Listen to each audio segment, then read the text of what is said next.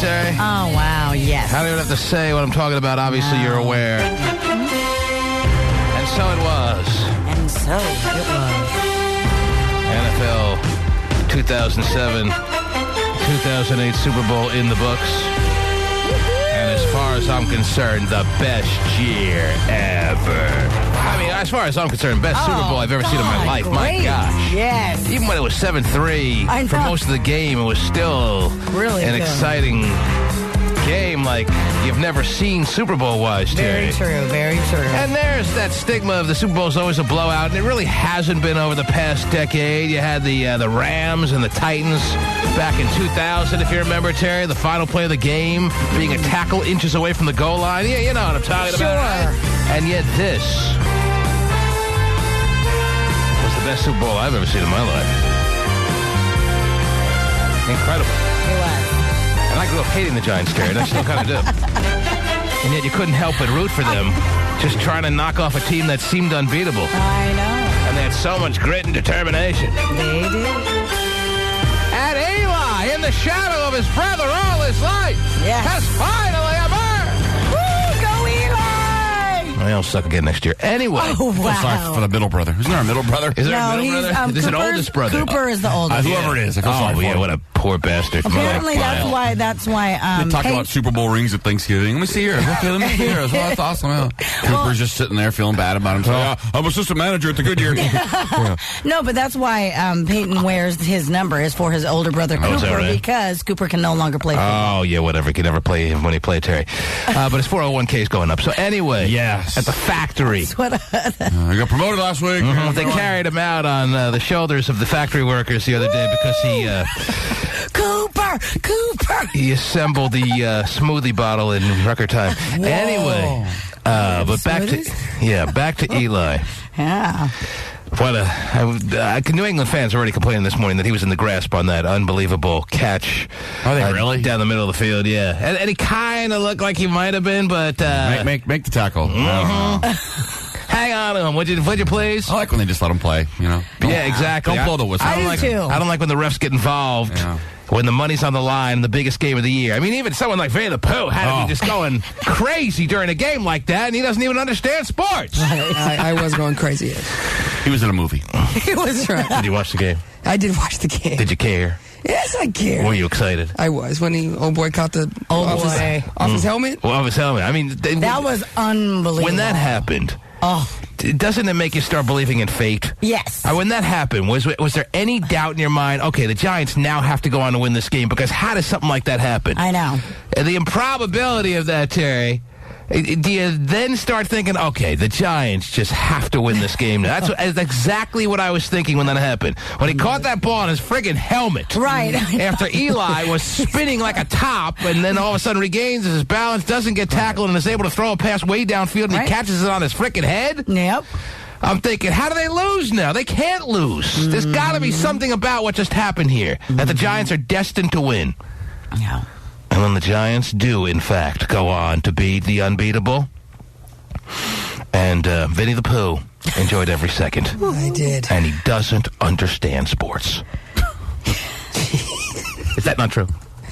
No, you're absolutely... You roll to rise. You obviously don't feel... If you need to defend yourself, you need to say something, then say it. Well, I just don't follow sports as deep, and, you know... But you follow sports is what you're saying. Somewhat, yes. You're saying compared to us geeks... I mean, you guys know every player's birthday, his wife's name. We even pronounce the birthday, yes. Yes, you guys know all of that. Yes. But you're not in sports geekville is what you're saying, but you are a sports fan. Do you want to consider yourself a sports fan? I would consider myself a sports fan. Please. Just because I don't know what the spread and the money line and that's all the hook and catches are. Whatever you guys talk about when you guys talk about. I don't know. I think he's thinking of hook and ladder that we talked about. Whatever, the hook and whatever. 4 months ago. The hell we quizzed him on. Right. And now, after 4 months, after we berated him for not knowing what the hook and ladder was, he's calling it the hook and catch. Whatever. Just because I don't know all that doesn't mean you can't enjoy a good football contest. Everyone enjoyed, even the non-fans like yourself. And a whole slew of women enjoyed that game yesterday. Oh, yeah. Okay. Truly. Not to lump you in with a whole slew of women. No, not at all. I'd love to be. Vinnie loves a football match. So, well, and what was the spread? The Vegas got killed on the I was going to say, because they didn't even, what is it? Cover the spread? Cover the spread, right? Well, who didn't cover the spread? Well, they lost. No, I know. Well, I know that, but they had what, 14-point favorite, right? Oh, jeez. Yes, and they didn't cover the spread because they lost. I know. They lost. I know. So not only, quit while you're here. No, I'm not a gambler. At least I enjoy football. That explains that.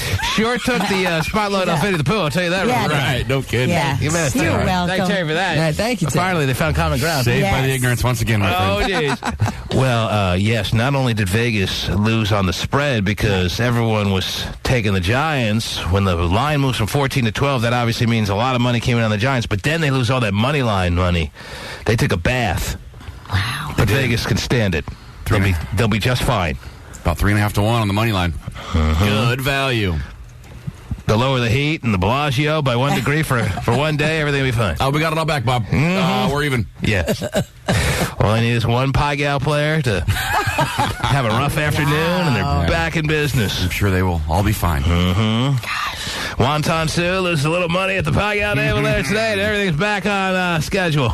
Well, okay. So they made a lot of money on the props. They'll make plenty of money. Yeah, they make plenty of money. They just seem to find a way to make plenty of money all the time. Anyway, it was the most incredible Super Bowl of my life, Terry. There you go, yeah. All right. Uh-huh. There's been a couple. This surpassed. Yeah. Yes. And now it's on to Super Tuesday. Woo! Not quite the same for me. Yeah. Not making guacamole for the old Super Tuesday. Maybe. I mean, okay. Not going to get a party platter? Probably not, no. You're not going to sit down with the old Subway variety plate and see as the returns come in, or what? Okay, if you insist. The future of our world hanging in the balance, and you're not even going to make a little clam dip? Nope. Wow.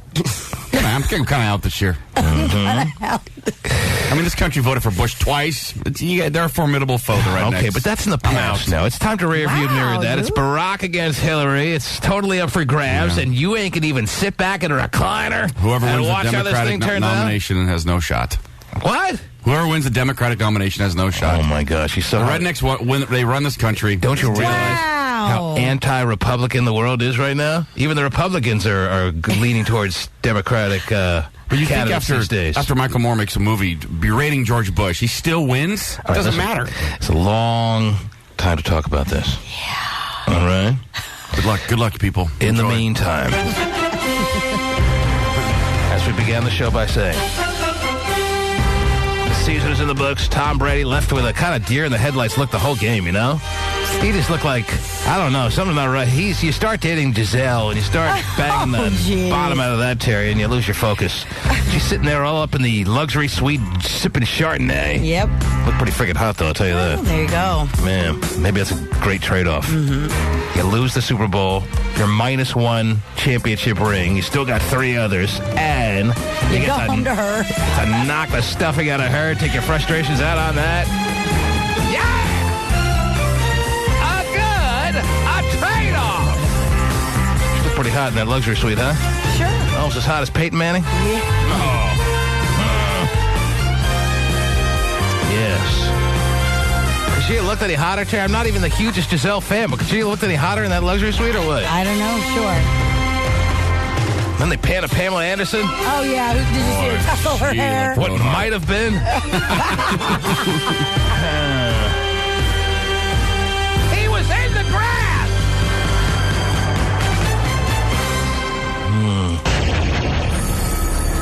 The T-Man Show.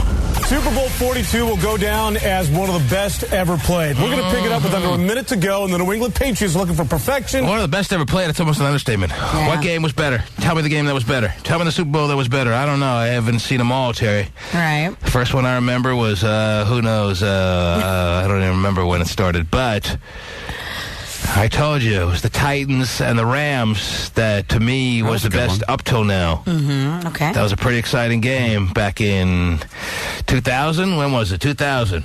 Yep. But this one surpassed any Super Bowl that I've seen. I wondered how it did ratings-wise. I guess we'll find out sometime this morning. Right. But it was one of those games that, who the hell left the TV? I can't take any more of this. What else is on? Not one of those games. No, definitely not. This game's over. It was never that feeling. I'm out of here. Sucks. So, from that perspective, it was a ratings grabber. What about commercials? Commercials were so-so to me. Were they? And I think they've done better, yes, some of them, but there were some there were a couple that were good. I like the Justin Timberlake one was pretty good. And the Pepsi one where they're all going to the side on the Roxbury. They were falling asleep at the beginning, and then they yeah. Chris Kattan at the end made that Chris Kattan. Yeah, it did. That's He's like, please stop. Yeah, that's what made a good commercial. Yeah. A very, very great commercial was Chris Kattan's little line at the end there, yes. Did you like Will Ferrell? Nah. You didn't like I'm that so sick of him doing that character. It's just so overdone by now. So stupid. Hey, putting on short shorts and making us all gross out. It's been saying those same one-liners for it seems like 20 years now. It's the same character. Exactly. I don't need that anymore. What about the Audi one? Was it Audi with the Godfather? Yeah, that was pretty good. That was pretty different, yeah. All right. That was the first commercial in the very beginning of the game. First commercial set. Right. I like the Dalmatian training the horse with the Rocky music. Yeah, that's all right. That's all right. Yeah, I like that one. That's pretty funny. Yeah, Budweiser, as far as their commercials, Bud Light kind of let us down this year. Usually they do a little better. Yeah, Their opening commercial is usually their best one, and this one where he could breathe fire was just very so-so. I didn't really get it. Yeah, it was just they didn't get it done this year. But Budweiser usually is good for one big kind of double over laughing type commercial, and they didn't step up this year. Pepsi was probably the winner this year. Did you like the one? I don't know. Yeah, it's all right. That's okay. That's kind of boring. The baby talking in the webcam. Yeah, it's all right. I think it was for E-Trade. As I said, there were a couple of good commercials, but overall, so at best. And that's being generous. What? But it doesn't matter when the game was as good as it was. Right. And when the Patriots score a touchdown with under 3 minutes to go, you're thinking, they are going to finish this off the same way they pretty much got it done all year, by pulling it out in the end, by never letting themselves get phased, and winning in perfect fashion the way they have every step of the way. But no, Eli Manning had something to say about that. So if you would like to talk about this game, I mean, we're not a sports show, as you know, Terry, but when it's the biggest thing in the world, and that's what everyone's talking about this morning, we'll take some calls right now on your thoughts on the game. Did you win any money on that game? I think a lot of people want some money, Terry. You know, the people, the bettors, the regular guy bettor loves an underdog. As I said on Friday, everyone loves an underdog. So I'm assuming a lot of people made a couple of bucks on that game. The Shaq commercial was pretty good, Terry. That was the other one when he was a jockey that I think stood out. Oh, yeah. There were like 4 good commercials, in my opinion. But overall, a so-so. 1-866-663-T-MAN is the number to call. If you have any thoughts on this game, if you thought that Eli Manning was in the grasp, if you thought that Peyton Manning really didn't feel happy for his brother because he really wants to be the superstar of the family, now's the time to call. He still is the superstar of the family, right? Well, yeah. Peyton Manning is probably the best quarterback ever. But I've noticed, though, recently that Eli's getting a little bit more commercials, endorsements, and stuff. No, but he'll never get as many endorsements. No, not as many. No, I know that. Every company that ever existed has Peyton Manning in their commercial. When Eli throws the ball, I feel like I could throw it that good. For some reason, it doesn't come out of his hand the same way it does on Peyton. When Peyton throws it, it's just a rocket. When Eli throws it looks like some guy on like my flag football team throwing it. Wow. 1-866. He wants to be compared to some guy on the flag. And I was playing Halo, by the way, in the first quarter, and 500,000 people playing. And Halo fans don't care. And that's gamers don't care? Nah, that's pretty standard. That's pretty standard, 500 grand, or is that high, or is it a little bit low? It's about 800,000 during Christmas break. See, I know when I play online poker, Terry, I'm playing not for money. Usually on the site that I go to, there's about 20,000. I know if it's pretty heavy traffic, if it's over or under 20,000 people. Yeah. But that's pretty big. 400. That's about standard. 500,000 sounds like a lot, I'll tell you that. Yeah. Compared to... especially during the first quarter of the Super Bowl. Mm-hmm. God, what are they not playing? Well, people could be playing and watching at the same time. True. It is that kind of world these days. But we're talking on the headsets, though, anything you want to talk about Super Bowl-wise, greatest Super Bowl of our lives as far as I'm concerned, greatest one I've ever seen, and I go back to, when Joe Montana threw the final second touchdown to John Taylor, Super Bowl, boom, in 1988 or 1989, I think it was. Against the Bengals? Against the Bengals, yes. And the Niners went on to win another Super Bowl that year, and that was, up to that point in my life, the greatest Super Bowl I'd ever seen. The Elway one where he dove over the line, that was good. I mean, they were 13-point dogs. Against the Packers. I had the Broncos on the money line that game. Well, there you go. I'm surprised you don't remember that. I do remember. I forgot about that one. Oh, yeah, I guess I didn't remember. Yeah. That was a big win for me. There you go. Yes. Mm-hmm. I couldn't believe that the Broncos were such big underdogs when they had Terrell Davis and the team that they had. That was like 13 and a half or 13, I think. It was like 12. It was like the same spread as this one. It was like fluctuating, but Green Bay was a heavy favorite. And when I was in Vegas that year for the Super Bowl, and when I told people I took Denver on the money line, they all thought I was crazy. And then after the game, they're like, "Oh, that was such a good bet. I should have done that." Yeah, right. Nick in Castro Valley. Hello. Oh, what up? Hey, how's it going? How are you, buddy? You have some thoughts of any variety on what we all saw yesterday on Super Bowl Sunday? Yeah, the last second, how Bill Belichick ran like a little girl.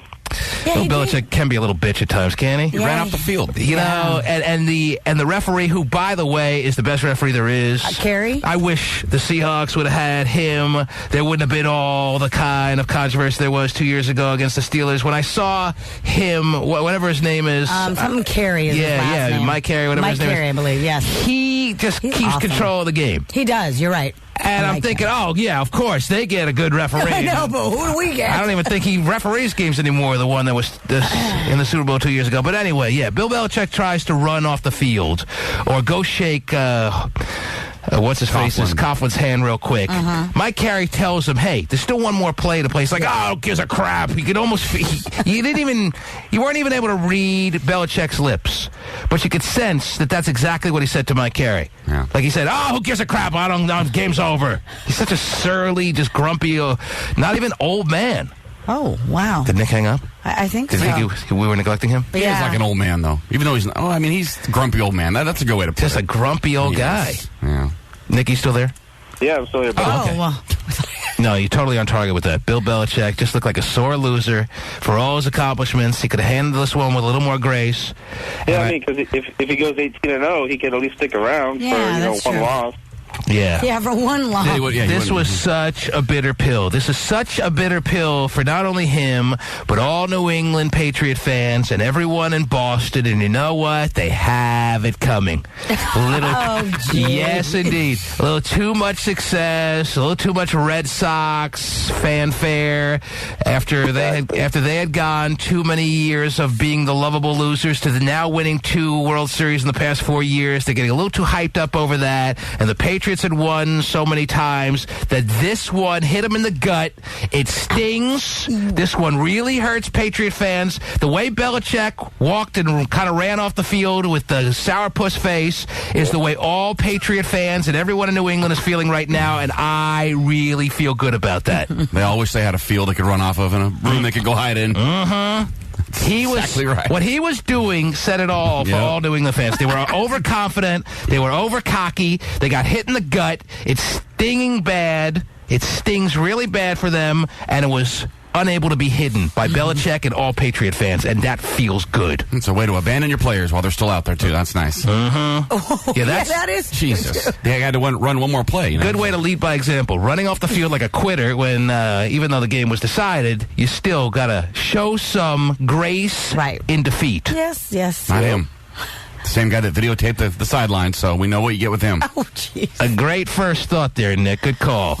All right, hey, T-Man, I love your show, and Terry looks pretty good on Terry Cam. Oh, thank you. Wow, pretty. Yes, pretty good. That's better than ugly. Oh, geez. That would qualify as better than ugly, yes. I'll take anything. Better than a fork in the eye, I'm sure. Here we are. How would you look on Terry Cam with a fork in the eye? You want to try it? Let's check it out. Yeah. Here we are on Super Monday. Fresh off the greatest Super Bowl of any of our lives. I'll say it for us all. Yeah. Greatest Super Bowl of all time. Okay? And now leading into a day that will shape the rest of the world for many years to come, I would say. And yet the bigger event is behind us. Jeff, you're on the air. Hello.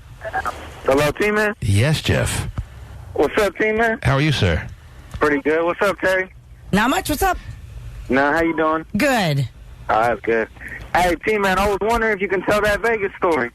Oh, jeez. Always calling, always trying to get on the air, and this is the first time, and I was just wondering if you can get... Here I am saying, let's take a couple of calls, what everyone wants to talk about in the offices of America this morning. Best Super Bowl ever, and he wants to hear my Vegas story of how I crapped my pants, had to throw him on the roof. No, you just told it. There you go. No, it's really, it has to be told. I have to clear out 25 minutes minimum to tell that story, Jeff. Well... He's like, well, nowhere to go. Right. I'm sitting down. Jeff, at some point in the future, I will tell that story again. Most embarrassing day of my life, and anyone's life, for that matter. I don't care how embarrassing your most embarrassing moment is. When you hear this story, if you haven't already, and a lot of people have, Terry, everyone agrees. No one's embarrassing moment will ever surpass mine. Ever. Ever! Ever. But I can't tell it right now. Too Slick, you're on the air. Hello, Too Slick. Hey, what's going on? That was cool. Super Bowl, I agree with you wholeheartedly. Seeing little doughy-faced Eli win it is cool. The notable commercials, definitely. The Victoria's Secret and that dang Audi car is hella cool. Which Victoria's Secret commercial? I don't remember one. What's that one with the hottest babe in the entire world? Maybe I had to, lay down a deuce or something during that time. I mean, I didn't see every commercial. I think I saw about 90% of them. You remember a Victoria's Secret commercial? I don't. No. Well, you gotta be kidding me. Then tell us about the Victoria's Secret one if you saw it, because I don't recall one. Hey, you know your head. You remember? I remember one. Vinnie was gripped to the game. That's right. She was playing with a football she was just playing with a foot like this, just playing with the football. I don't think she was doing anything. I think it was just a headshot that was leveling. They're disagreeing on the commercial. All right, well then. Sounds like it. We have two different interpretations of this commercial, apparently. You have her playing with a football. I see her she was just sitting there playing with a football. That's it. There was no football. Oh. Too Slick, you don't remember seeing a football? I don't remember two people watch the same commercial, a 30-second commercial, and have two different ideas of what the hell was going on there. I don't know. All right. Somebody in the chat says it was Adriana Lima advertising for Valentine's Day. That is what it would be, I think. Yeah. Print me out a picture of Adriana. See, I'm not well-versed enough on who these Victoria's Secret models are by name, Terry. Yeah, and they're claiming it was at the end of the game. At the end of the game. And she was playing with the football. At the end of the game, Vinny's right. By the end of the game, I start why? Because a chat person said it? Vinny's right? No, they're just agreeing with Vinny. Oh, okay. I can't be right? No, you can be right. Oh, okay. Just because one chatter says it doesn't mean that's confirmation. There's another one, true. Oh, okay. It's on now. Yep. I'm in, too. Towards the end of the game, that's when I probably started making phone calls to the rest of the world going, are you watching this crap? After the game or at the end of the game? What are they saying? After it was over? Was it after the game was over or fourth quarter? Because fourth quarter, you think I would have seen it. I didn't go anywhere in the fourth quarter, but I started, as I said, during commercials, maybe making some calls. Hold on, I'm waiting for... Right. It takes a minute for them to answer your question. You're right. Chris in Oakland, hello. Fourth quarter. Hello? Yes, Chris. Hey, T-Man. Yes, sir. Oh, damn, I'm really in the air, huh? Yeah, that's what we do. Mm-hmm. That's pretty much the idea here. Oh, yeah. Okay, I wanted to tell you about this, crazy... I loved it yesterday. You what? I loved yesterday. You loved yesterday. A lot of people loved yesterday. There's nothing not to love about yesterday. Not many people are going to complain about yesterday. No, I don't want a day like that ever again in my life. You mean sitting around, drinking beer, doing nothing, watching the greatest sporting event of your life is really not a day you really complain about much. You know what I'm saying there, Chris? Yeah, but it was my girl's birthday, right? Ah, okay. That's always special, yes. And, she loved... she doesn't like football at all, really. And we were watching it together at her place. And that's a good thing? And, yeah, because it's when the Giants won, she was hecka excited. She was jumping up and down. And I was like, that's hecka weird because she doesn't watch football at all. Mm-hmm. But she was just hecka excited. And all of a sudden her nipples started getting hard. Oh, jeez, mine too. Yes, I think... honey barbecue wings? The whole country's nipples got erect at once. Oh, man. And you were the quickest to pounce on that situation. Is that what I'm feeling from you here, Chris? Yes. As soon as he saw the erect nipples, Terry, it was like the green light. Wow. Signal change that he was waiting for. His girl was all excited. She was up. She was bouncing around. She was ready to be taken down to the floor like a... like Eli should have been in that sack. He was acting like Strahan, and he was plowing her over. And, wow. And that's what made the Super Bowl extra exciting for you, is that as the game was winding down, you and your girlfriend were going at it like crazy people. Is that right? Well, I mean, hell yeah, because when I seen her jumping up and down, I got up and started jumping with her. Oh, geez. What? Whatever it takes. Mm-hmm. And how'd the afternoon and evening end for you there? Well, she had to wake up early or whatever to go to work, but we did it till probably 11:30. You did it till 11:30. Yes, sir. The game, West Coast time, obviously. This man's calling from Oakland, Terry. Ended around 8 o'clock. Was it that late? 7:30? Something like that? 7 o'clock?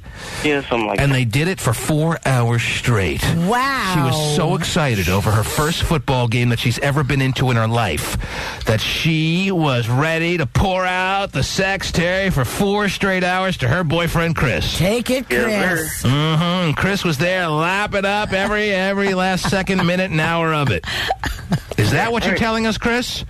Yes. 4 straight hours of sex post Super Bowl 42. Well, I mean, we took a break here and there, change the condom, but besides that, it was... Whoa! Time for a condom change. They go into the pit area for that? Okay, you're ready to go, dude. Go. Yeah. Fuel up, change the condom, and back to work, huh?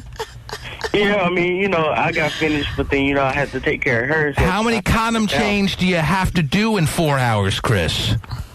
I say it took about 3. 3 condoms in 4 hours. Wow. Wow. I'll probably just pass. Terry, that's an average of 1 hour and 20 minutes per condom. That's pretty good. I don't remember getting 1 hour and 20 minutes out of 1 condom. Jeez. That's very economical of you, Chris. That is. You know what I'm saying? Yep. 1 hour and 20 minutes per condom is good usage of condom. Situational deals. Very good. Yeah. Huh. Great day. We all thought we had a good day. I know, but hey. Our day pales in comparison to Chris from Oakland. Jeez. Chris, nice job. Thank you. And take care, sir. Yes, sir. Yeah, there he goes. Oh, wow. Mm-hmm. He's the MVP of Super Bowl Sunday. Woo! He's Chris in Oakland. Yes, he is. Mm-hmm. How many condoms did he say? He said 3 in 4 hours. They come in a 3-pack, Terry. Wow. Yeah. All right. I think he was through the first 3 in the first 40 minutes, and then he's like, well, we're out now. We could stop or we could go for another 3 hours and 20 minutes. It's a good thing you didn't go to Costco. Mike, you're on the air. Yeah. What's up, Mike? What's up? What do you got, sir? Man, this game was too crazy, man. Mm-hmm. These Pats, they sucked it up, man. I couldn't see it coming. I wouldn't say I had them winning, but Eli just showed him his ass. Eli showed him his ass. Yep. Showed it to him. Showed him that pace. Showed him that Manning magic. Wow. I can't deny Manning magic, Terry, when the brothers Manning have won the past 2 Super Bowls. Archie should have had 10 kids. Okay. I'm trying to figure if their dad won one, Nah, their dad didn't come close. He sucks. Archie. Oh, wow. That's nice. I obviously wasn't around for Archie's day, but I certainly have seen enough NFL films to know that Archie played for the worst team in NFL history, pretty much. Oh, he's getting a good laugh out of that. Wow. Anything else you want to add there, Mike? And the FedEx commercial was one of the funniest ones with the birds. That was great. Oh, yeah, that was That didn't good. do enough for me. I don't know. Did you like the one where the guy for Amped, the big heavyset guy to charge up? Not that one, Terry. That one was hilarious. You like the big guys out there. I do like the big guys. Oh, check out her nipples right now on Cherry Cam. You'd think it was Super Bowl Sunday around here. I'm jumping with her. And he was dancing and stuff. Did you see that one? I got 3 condoms, Terry. That's all I know. Oh, let's go. We got 4 hours. Oh, yeah, 4 hours, yeah. Yeah. No, I like the talking stain. That one made me laugh. That was kind of unexpected. Yeah, I was trying to figure out what the hell was going on there. The fact that it wasn't really words, it was just kind of noise, was funny. I like that. The talking stain was a good one. I don't know why. But as I said, anyone going to disagree with me? Anyone want to dispute that overall, from beginning to the end of the game, the commercials were so-so? So-so. And I think I'm being generous with so-so. Haven't they been so-so for like 4 years? It kind of happened, yeah. Everyone expects maybe too much. Yeah, I think maybe the high bar is too high. And the NFL Super Bowl commercials kind of peaked with the Bud Frogs. That's right. That's true, though. John, you're on the air. Johnny there. Johnny. John. No, John. The guy's trying to pick up chicks with different accents. Could have been funny, I think, if it wasn't Carlos Mencia. No, that was so lame. That just really exemplified how lame the commercials kind of can get. I thought it had potential. It had potential, but went nowhere. Yeah. Marie, yes, Marie. Good morning, everyone. I'm telling you, Budweiser let everyone down big time this year with the commercials. They have never had as bad a year in many years as they have this year. You're right. They usually do have some kind of big impact, one that you totally like is like, wow, that was I think last year their first commercial of the year was the rock, paper, scissors, where the guy just throws the rock right at the guy's head. And, that does it for you. That was good. How many times do you really wish you could do that? And Cedric did a couple of years, the first commercial of the year where he sprays that girl in the face. Yes. Yeah. I mean, that's all you need. Right. This year, the guy blowing fire? Come on. Marie, you're on the air. Good morning, again. Hi, Marie. My favorite one was Naomi Campbell's and the dancing lizards. Oh, yeah, that was kind of awesome. All right. You love Naomi Campbell. You're a big fan, so that's why you gave a little extra emphasis to this commercial. It was by no means the best commercial of the game. No, I just like the fact that the lizard dancing. You like the lizards dancing, yes. Yeah. So did my 3-year-old. Then I told him to leave me alone. I'm watching the Super Bowl. But anyway. Did you start dancing in front of the TV, too? Yeah, it was all right. And just like the rest of the commercials, they were okay. That's it. But they don't need to be any better than that when you have the greatest Super Bowl of all times. It's surprising people pay $27 million for 30 seconds and pick Carmen Electra. Yeah, Carmen Electra. How did she get work? I was almost like, is this a spoof? And people still think she's relevant? I know. I was thinking the same thing. I'm like, is she just going to make some kind of gag out of this whole commercial? Is she going to recognize how passe, how old school she is? And it's like, no. She should be in the press. They're still making it like she's hot. She should be in the press box next to Pam Anderson. Okay. That's where she belongs. That was crazy. Good choice. What did you think of this year's halftime show? Wouldn't know. Oh, I liked it. I actually liked it. When I heard Tom Petty, I'm thinking, man, how lame is that? But he actually played, I guess, a couple of songs that everyone maybe recognized. I don't know. It didn't strike me as the worst halftime ever. But after Prince in the Rain last year, and I don't know, there've been better halftime shows that I know, a lot better. Yeah. Tom Petty in the Petrified Forest.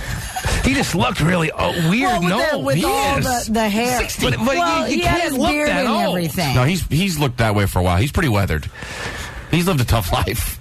It's almost like they try to style his hair or something. It just looked, I don't know, but he needed to lose the beard. I fast-forwarded through it. I was a little behind at that point, so. You were behind? You were watching the game, not live? I started about 4 o'clock. He always does. Biggest game, and you're watching it like 20 minutes behind Halo everyone else? the whole first quarter, I told you. Had it on pause. So by the fourth quarter, you were caught up live, or no? Or did you find out that the Giants won like 10 minutes after everyone else? I caught up in the fourth quarter. I was live I was live at the beginning of the fourth quarter. That's why you need to be live. It was torture having to sit there and watch all the. Then you're fine. Yeah, no, that's why I do it. Torture to watch the commercials? That's why half the country watches the game. I don't personally care. My wife likes them. I think they're kind of stupid. If there's a good one, I'll hear about it. I just wanted to watch the game. Yeah, really. It's not like in past years where if you missed a commercial, you could only hear about it from people's descriptions. Now you just go to MySpace. They have all the commercials in their entirety, and you don't miss anything in this world these days. Sure don't. Nothing. Except for the halftime show. FF 4 arrows, go. I don't need people's breakdown at halftime either. Lena! 4 arrows. That's right. Lena, you're on the air. Good morning, everybody. How you doing, Lena? Good morning. I'm very good. Hello, Tari. I wanted to know, T-Man, if you were able to see afterwards in the locker room if you saw Peyton come and talk to Eli. I mean, there's only so much I could watch. I invested 4 hours in that game. It was incredible, but I can't sit around watching the entire post-game show. What was it, a really heartwarming moment or something that I missed there, or what?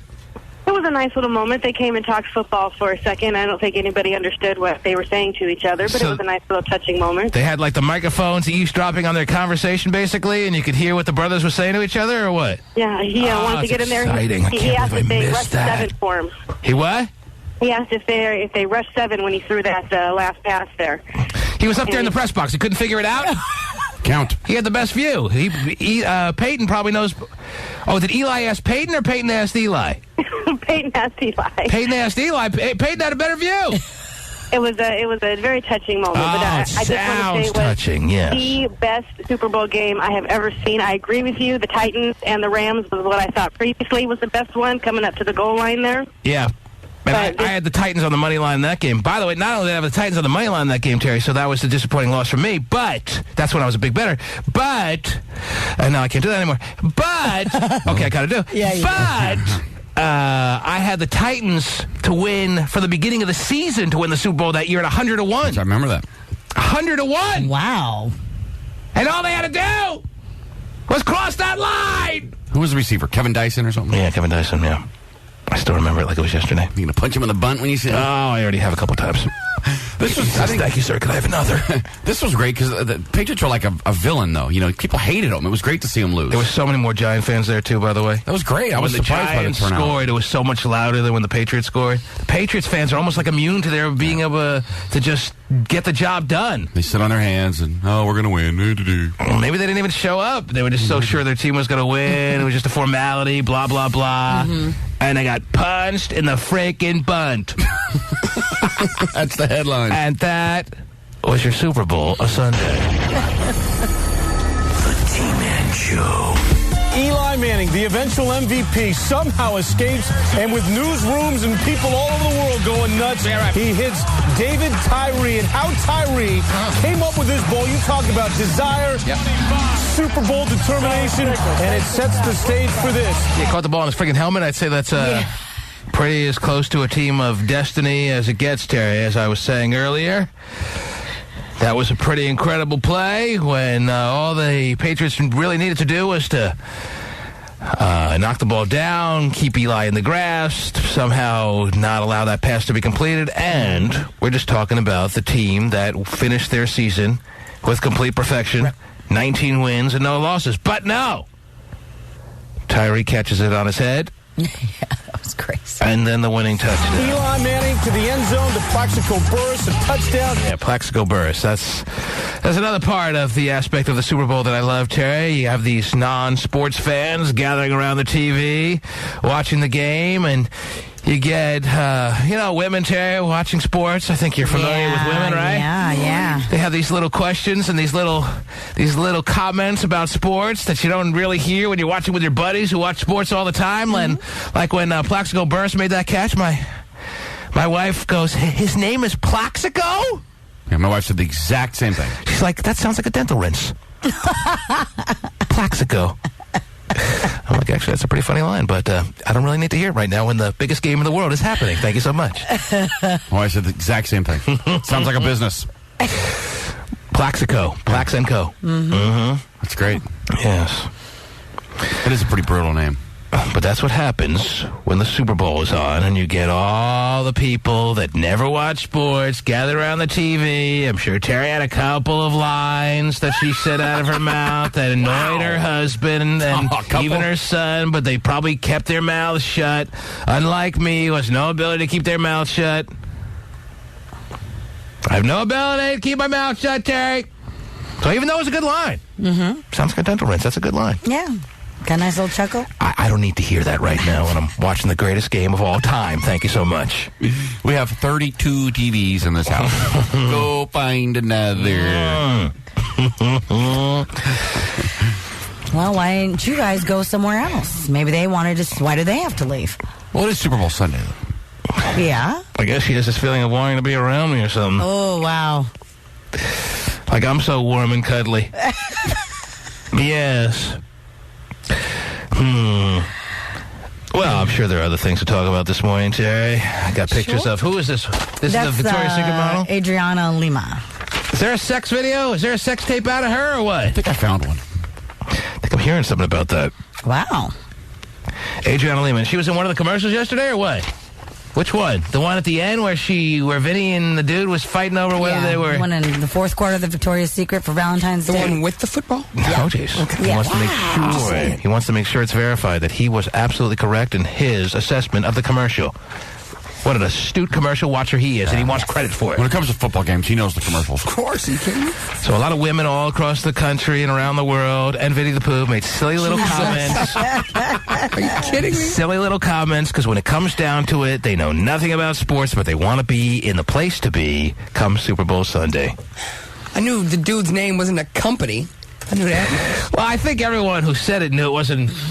He wasn't a company, but they a mouthwash. Or they just find his.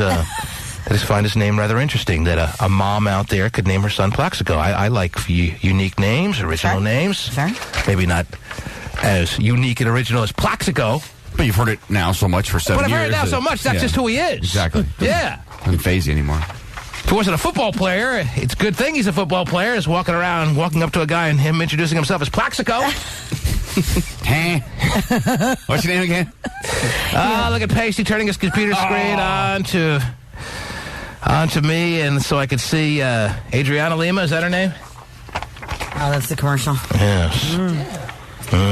Look at Pasty nodding his head in approval. He's a big fan. Big smile. I always wonder when he watches like that kind of stuff, does he think to himself, I would like to have sex I would like to do that as well, or no? Like, what does he think when he watches porn? Seeing that you're a 31-year-old virgin, I want to do that, no? There's some question marks surfacing as it pertains to you watching clips like this and maybe porn or whatever. What goes through your mind, being the 31-year-old virgin guy that you are, when you see Adriana Lima taking footballs and making them disappear? And well, what happens? What goes to your system? Pleasure. Wow. In what form? Sexual. Oh, jeez. Weird. But like when you watch people having sex, do you say to yourself, I'd love to do that? No, I'm like, I'd hate to do that.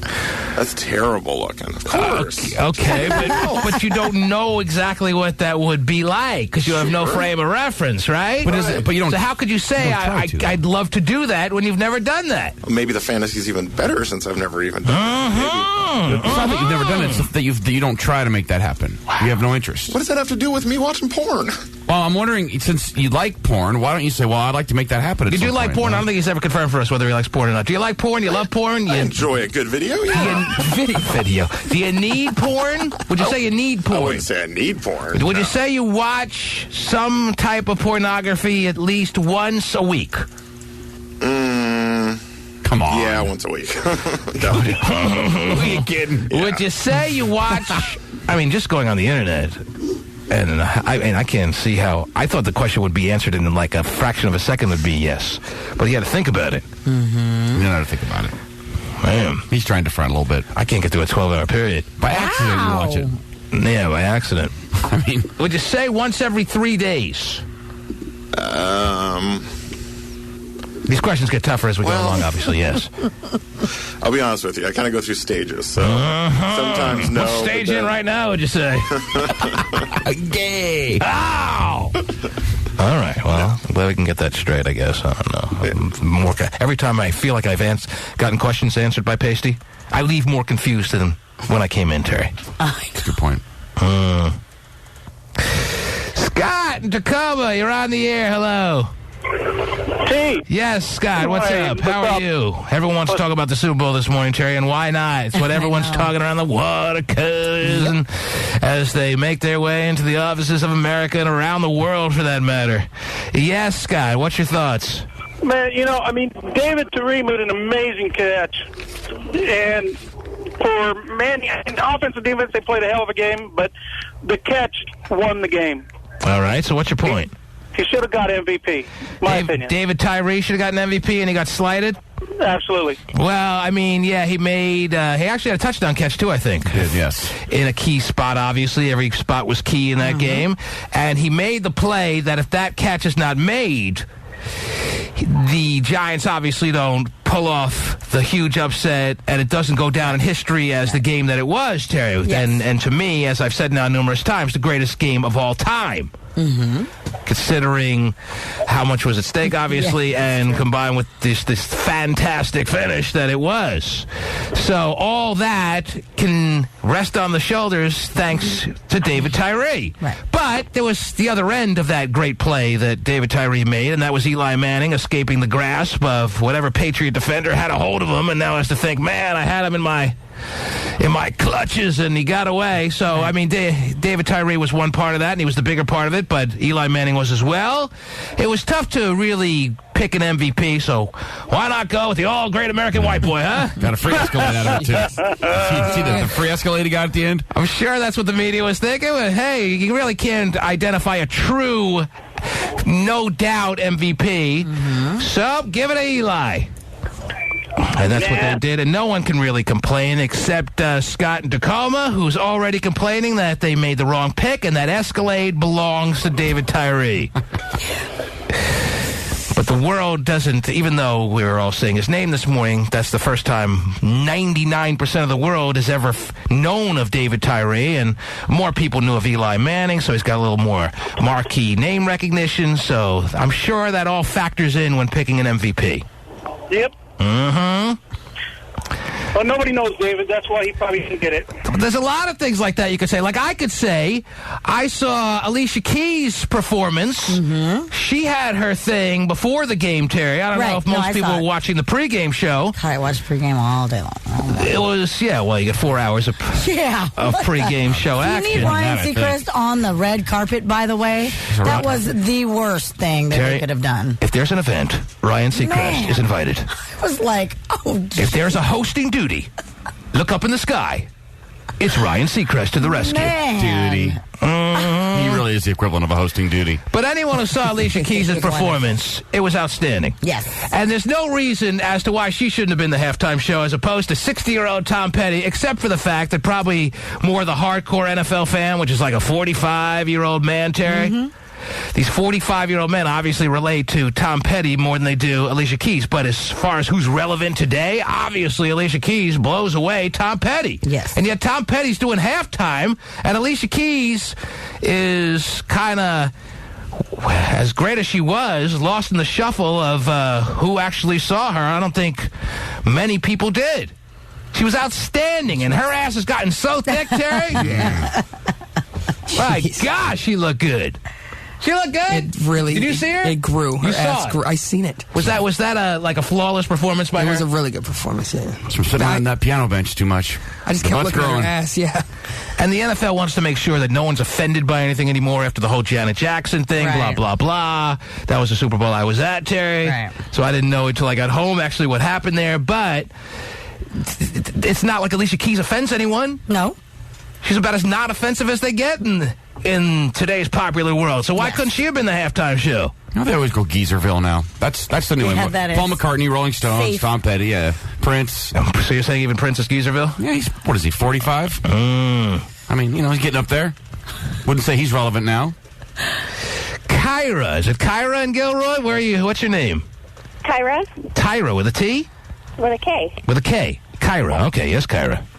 Yes. I just wanted to say that I hope the Patriots go down as the greatest disappointment in NFL history. Oh, wow. Whoa. She doesn't sound at all bothered by the fact that it was a punch in the gut to all Patriot lovers, Terry. Yeah. It kind of has come full circle for the Patriots because when they first hit the stage in the Tom Brady era, Terry, in the modern football world, they were the 14-point underdogs, and they shocked the world. And now, talk about what goes around comes around. 7 some odd years later, 6 years later, whatever it was, they're the big unbeatable favorites, and they get knocked off. And I guarantee you, the team they knocked off 6-7 years ago, I think it was 6 years ago, where did I watch that Super Bowl? In Vegas, Terry, and I had the Rams minus 14. That you remember that worked out for you. You never have heard from the Rams again in any major way. Right. You can forget about the Patriots for many years to come. Ooh. This kind of loss is not the kind you recover from. So, Kyra, if it makes you feel even better The Patriots dynasty is officially buried as of this moment, never to be seen for many years to come, if ever again. Yes, that makes me ecstatic. I mean, I'm a Raider fan, and I already have a vendetta against the Patriots, so seeing them lose yesterday was just the greatest thing I've ever seen in my life. And obviously, your vendetta stems from one play and only one play, and that's the tuck rule. Charles Woodson strips the ball from Tom Brady, who would have never gotten to beat the Rams if it weren't that play. Is that what you're referring to, I'm sure? That is exactly what I'm referring to. In the snow in New England, Terry. Terry nailed the field goal, though. Some hidden rule in a rule book of the NFL that shouldn't even exist keeps the Raiders out of a Super Bowl that year. Some non-important, stupid, silly, whatever caused them to put that rule in the rule book in the first place is beyond me. Okay. Stop the Raiders from being in the Super Bowl that year. You should be upset. If I was a Raider fan, I would be absolutely livid, still to this day, over the fact that they got denied the Super Bowl over that silly rule. Yeah. Tom Brady may be nothing if it weren't for that stupid rule that only one referee who happened to be refereeing the particular game knew about. Exactly, but not only that, no one even says anything about the fact that they were, that they got caught cheating earlier in the year, and they're still America's team. No one says anything about it. There's about to be a whole congressional investigation over it. I think you'll be hearing a lot about it over the next few weeks. I hope so. Yeah, some crusty senator is about to from Pennsylvania. Yeah, close enough. Yeah. He's about to do some serious investigating. The evidence was destroyed. I don't know. Anytime evidence is destroyed, sounds like a cover-up to me. Doesn't sound good, no. The commissioner of the NFL says he reviewed the tapes that New England made in spying on other teams. Right. And after he levied his suspension against New England, he destroyed the tapes because it was exactly what he thought it would be. Well, then why destroy the tapes then? Just hand them back to the team and say, have a nice day, or what? Or keep them around if anyone else wants to question it. Put them on YouTube, please. Destruction of evidence is always very interesting. Yeah. Patriots, a bunch of cheaters, got what they deserve right in a Steiner. Beautiful. Love it. Love it, too. Couldn't have been any better than it was. That's why I had to root for the Giants, who I hate. Because the Patriots are that much more hateable, Terry. Let's see who's been waiting here. Jamal. Yes, Jamal. Yeah, man, I don't know if I was watching the right channel or not, but did you see that Adam Sandler commercial for his new movie coming out, like Don't Mess with Zonto or something like that? Yeah, what about it? It was funny. Yeah, exactly. It's like... It's kind of like the Will Ferrell thing, though. We've seen everything Adam Sandler has to offer now, don't you think? Will Ferrell was garbage. I didn't even know if that was a trailer for a movie or what. It's like Will Ferrell and Adam Sandler have been doing their thing for over a decade now. Is there anyone new that's going to come along do something creative and original, or what? All right, listen, your house is on fire. You got more important things to do. It sounds like yeah, right? I hear like fire trucks in your area. You okay? Oh, it's the forklift. It's the forklift. Oh, he's driving. Yeah, I still got work to do, Oh, you got a siren on your forklift? No, it's just it sounds like a dead engine a little bit, Oh, all right. You want to hear it, see? Hear that? Wow. Sounds like my stomach after a plate of nachos yesterday. Whoa. Gotta get those Super Bowl nachos grande going, Jay. Okay. Sounds good. Man, what a great day. I know, I'm so mad that it's over. Like, now what? Super Tuesday. Okay. Get those burritos fired up again for Saturday. The T-Man Show. Burris is to the left, and here is Manning throwing to the end zone. Touchdown, Burris! That is. Plexico Burris was wide open. The left side of the end zone. Only his second catch of the game. And the Giants are back on top with only 35 seconds remaining. And even with 35 seconds, seeing what we saw all year from the undefeated Patriots, how many people out there still thought they would pull it out or at least kick a game-tying field goal. I'm sure most people. But not to be. Tom Brady went back to pass to a long one down the left sideline to Randy Moss. Knocked away at the last second. That's not supposed to happen, Terry. No. How does a team go 18-0 and then lose in the Super Bowl? It's got to stay. And Patriot fans and everyone in Boston and New England deserved it so much, Terry. They've suffered for so long. Cocky, pompous assholes. Wow. Is there a more annoying player in the world than Wes Welker? God, somebody kill him. He looks like a little flag football star that's out there. I just want to kill him. You just want to hit him with a bow and arrow or something, Terry, as he's just squirting around the field like that. Or what? Somebody please clothesline him. Begging you. He is a little rodent running around out there, Terry. Come on, don't deny it. Bugs me. I know your face looks astonished there on Terry Cam, but you gotta. I don't think you should kill somebody or anything like usually that. not. Usually not. But Wes Welker just looks like a little rodent, Terry. And if he's on your team, you love him. If he's not, you just want to step on him.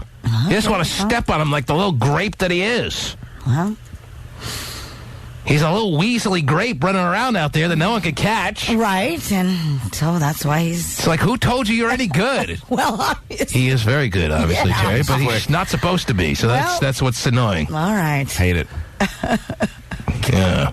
Same play over and over, right underneath the middle. Yeah. 10-yard gain. No one can ever stop it. It's amazing.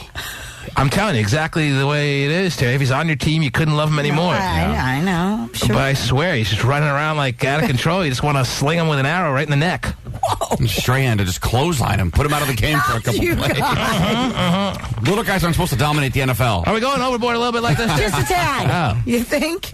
Well, then let me get back to Adriana Lima, okay? Because I watched her in the break, and I can't tell if this is her in this supposed sex video. I think it might be, Terry. Oh, okay. Sans makeup.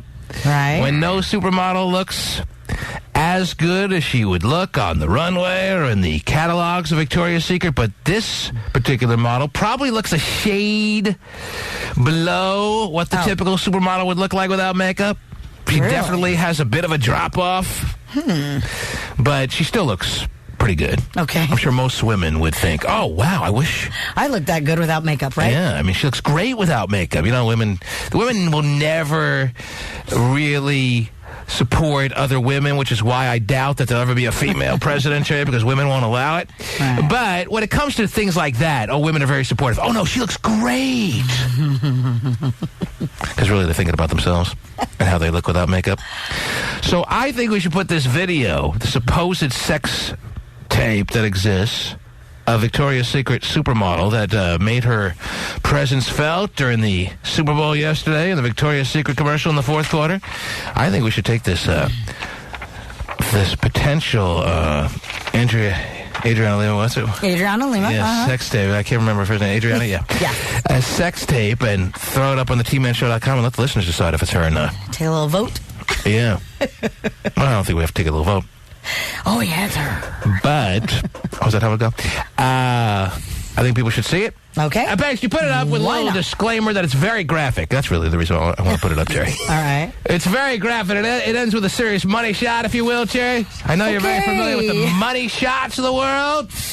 Don't think I needed to know that, but that's all right. Mm-hmm. Jerry, why don't you break down all the possible money shots that exist in the world of pornography? Here's Terry Free, available on the TManShow.com for you all to be watching a Filipino woman turn red in the face. I don't think I need to really talk about that. Why don't you break down all the possible money shots that... I thought there was only one. I guess you're right. I mean... but there's so many variations of them, Jerry. There is tons of variations of just one? Yes. Really? And during the after show, you'll break it down for us. Oh, wait. Yeah. It's very big part of the program. I know there are other things going on that you're dying to talk about this morning besides Super Bowl 42. All right. The greatest game of all time, Terry. Uh-huh. Yes. So if you're dying to tell us something, here's a good time to do it now. And then, Pace, you tell me when the Adriana Lima clip is up on the tmanshow.com, so I can steer our listeners there. They won't have to do any waiting, and they can see for themselves. As you saw for yourself, Pasty, and we're still trying to figure out what goes through your brain when you watch a clip like that. Oh, that's so hot. I can't wait not to do that ever in my life. No, I'm not going to try either. Never. But I bet that guy likes it. Will that behavior, what goes on in the sex tape? And by the way, Terry, this is a woman who is very much enjoying the throes of passion. Okay. When you watch this, when Pasty gets this clip up, I know I'll go there. I don't think during the break you saw what I saw, right? So you'll be seeing it for the first time when it's up there? I don't. And you're over 18, right? Last I checked. Yes, okay. Now, when you watch the sex tape, you'll be unable to deny that this is a woman, Adriana Lima, supermodel to the stars. This is a woman who is very much enjoying every last second, every unbridled, just outright nasty, raunchy, hardcore moment of her sexual little fun there. She's enjoying every last fraction of a second, Terry. There's no debate about it. All right. Now, what was my question going to be? Is she enjoying it? No, I know she is. I was just. Oh no, does Pasty enjoy it? I don't remember where I was going with it, but anyway. Okay. I don't know what I lost my train of thought. In talking about how just graphic it gets. Yes, in this clip, it's up already. Wow. But it's up with a link, so that you have to click and be forewarned that it's a pretty graphic clip, right? Okay, good. Pasty took care of it all. Oh, good. Pasty and whoever is at the other end of Pasty's magic. Ooh. Oh, jeez. Wow. Now, Pasty, just for the record. Nobody. Jeez. Now that our friend Angel has taken on a new career path, and we're very excited about him and his future prospects, and we wish him the best as always, Terry. Who is on the other end of your little magic there? We got Mr. John Manuel. There you go. Okay. Very professional. Oh, wow. That was pretty quick. And you guys put up a little link that indicates that this is about as graphic a clip as you'll find on the tmanshow.com. It's mature content. 18 plus only, please. Okay, you don't have to use that. Jeez.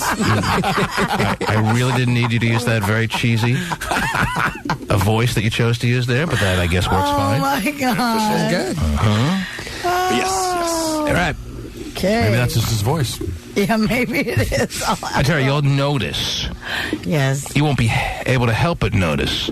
Now, whether it's Adriana Lima or it's not, and I think it probably is, I'll give it about a 55% chance saying it's her, 45% chance saying it's just a Adriana Lima lookalike. Okay. There's one thing that you will know for sure, and that is that whoever is involved in this particular sexual act is loving every second of it. Okay. As they should be, right or wrong, Terry? Oh, sure. Enjoy. I mean, she's totally going off on this guy. Who's the lucky guy, by the way? Who's the lucky guy, by the way? Did you say that first? I did. I'm wondering. Do you ever get to see a shot of him? I saw the clip during the. I don't think so. During the break, but I don't remember ever.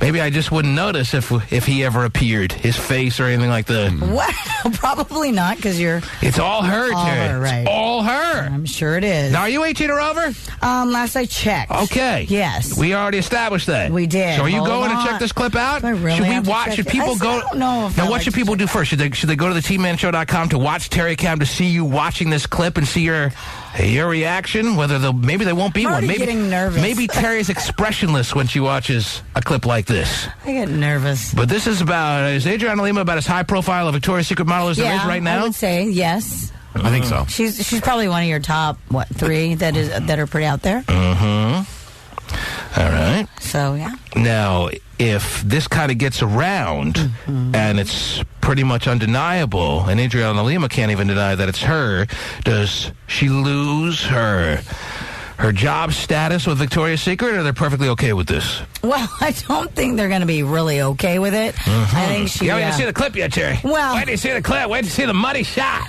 Wow, I think just hearing that, I don't even think I need to see the clip, really. Oh, you got to see the clip.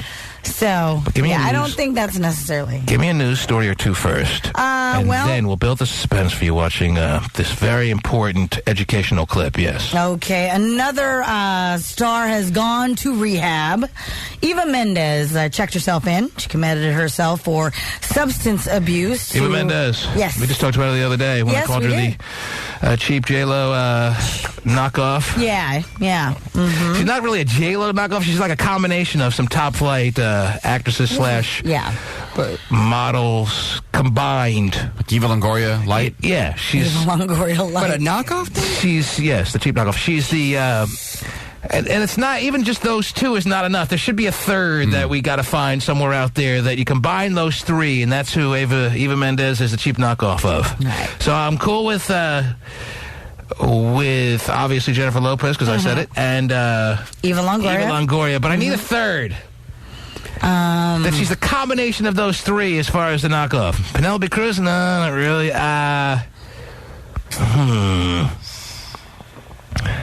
She almost has a little Cindy Crawford with the mole thing, but she's so old school that's not even relevant. I can't think. Yeah, her. Okay. Well, anyway, she is at Cirque Lodge in Utah, the same one that Lindsay Lohan went See, she's even a cheap knockoff when it comes to rehab, Terry. Her rep said that she needed to, quote, proactively attend to some personal issues that, while not critical, she felt deserved some outside professional support. Callers are already chiming in saying Salma Hayek should be the third, that she's the... cheap knockoff as far as the completing the trifecta, yes. Does that work as far as the cheap knockoff trifecta, Terry? Salma Hayek, Jennifer Lopez, and Eva Longoria. You combine them all, roll them up into one, and that's who Eva Mendes is the cheap knockoff of. That could work, sure. Okay, good. I'm glad we figured that out, because I would have been rolling and tossing and turning all night. Oh, I'm sure you would have. Who's Rosalind Sanchez? Don't know.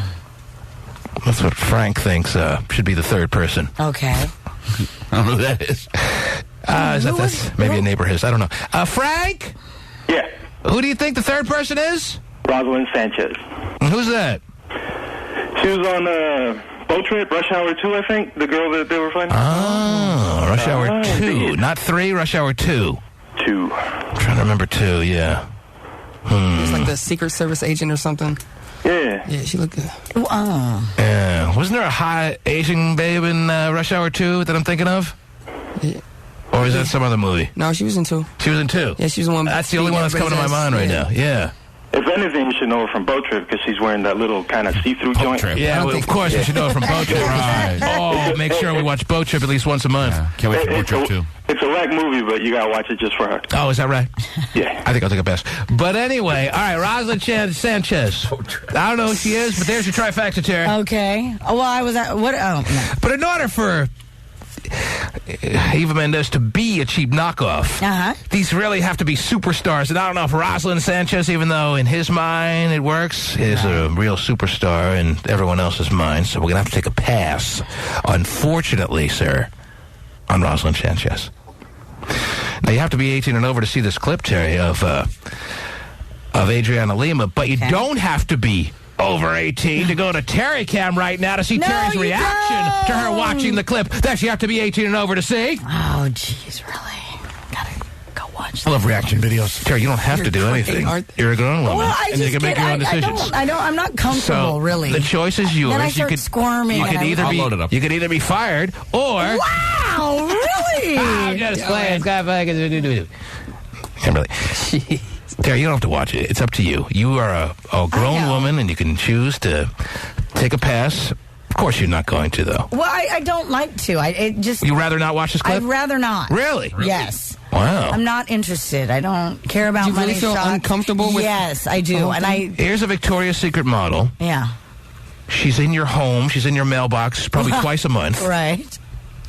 This is information about her that you, as not only a woman, but a parent who has to watch out for what shows up in your mailbox, has to be aware of. Right. So you're showing a sense of irresponsibility for just not allowing yourself to get educated on what is being tossed just freely into your mailbox and what this woman is all about. Well, the video isn't being tossed into my mailbox, and if it is truly her, well, then I'm sure Victoria's Secret will no longer put her anywhere in their magazine, so she can be just tossed. Don't be so sure these days, Terry. If they're putting Vanessa Hudgens back in High School Musical 3, the most wholesome little show out there in the world, then they can definitely keep Adriana Lima in the pages of the Victoria's Secret catalog. Really? This is up to you as a gatekeeper of what your kids can see and can't my to know what's going on in the whole Adriana Lima world and make decisions accordingly. But if you deny yourself information, well, then you... I got the information from you guys. It's a money shot. Don't take our word for it. It's more than just a money shot. I want you to watch the video. I can't now because the hot shot is over here. Queuing up the best part for you. He's just making sure that you don't have to sit through all the all the moments that you don't need to. He's giving you the highlights. He's making you. He's editing you a highlight reel. You see how beyond the call it dirty we're going for you here? I understand that this is your guys' life, but it's not mine. Is that what you're trying to prove here? Well, I mean, I'm not trying to prove anything. Is that what this is about now? This type of stuff is not that. Okay. I mean, is that what this is about now? Going beyond what's necessary to prove that this is not important to you? Why is and this is so important to us? It is so important to you. It's important to us, but it's not our lives. Oh, please. It's something we do every day, but it's not part of our lives. Hours of your day. Listen. Here and there, spread. This is not just some random porn clip we're asking you to watch. Fine, I understand that, but why is it that big of a deal? This is a woman who... We don't even know for sure if it's her. This is a woman. It may be. That's for you to decide. You'll never know if you don't watch it. When you're ready. This is a woman that Victoria's Secret paid $2.5 million to feature in a 30-second commercial on the biggest stage that the world has yesterday, Terry. That's all. That's all it is. We're not asking you to watch Busty Dusty and Tail Gunners 3, Terry, for some reason unbeknownst to anyone. We're not asking you to do that. Corey in Seattle has a thought. Yes, Corey. Hey. Yes, Corey. Thank you, man. How are you, Corey? I'm good. How are you? What can I do for you real quick? I was going to say Brooke Burke is the third person. Brooke Burke works. Yeah. I'm a big fan. Kayla in Portland has a thought. Everyone wants to throw in their thoughts on who the third person that Eva Mendes is the cheap knockoff of. Yes, Kayla.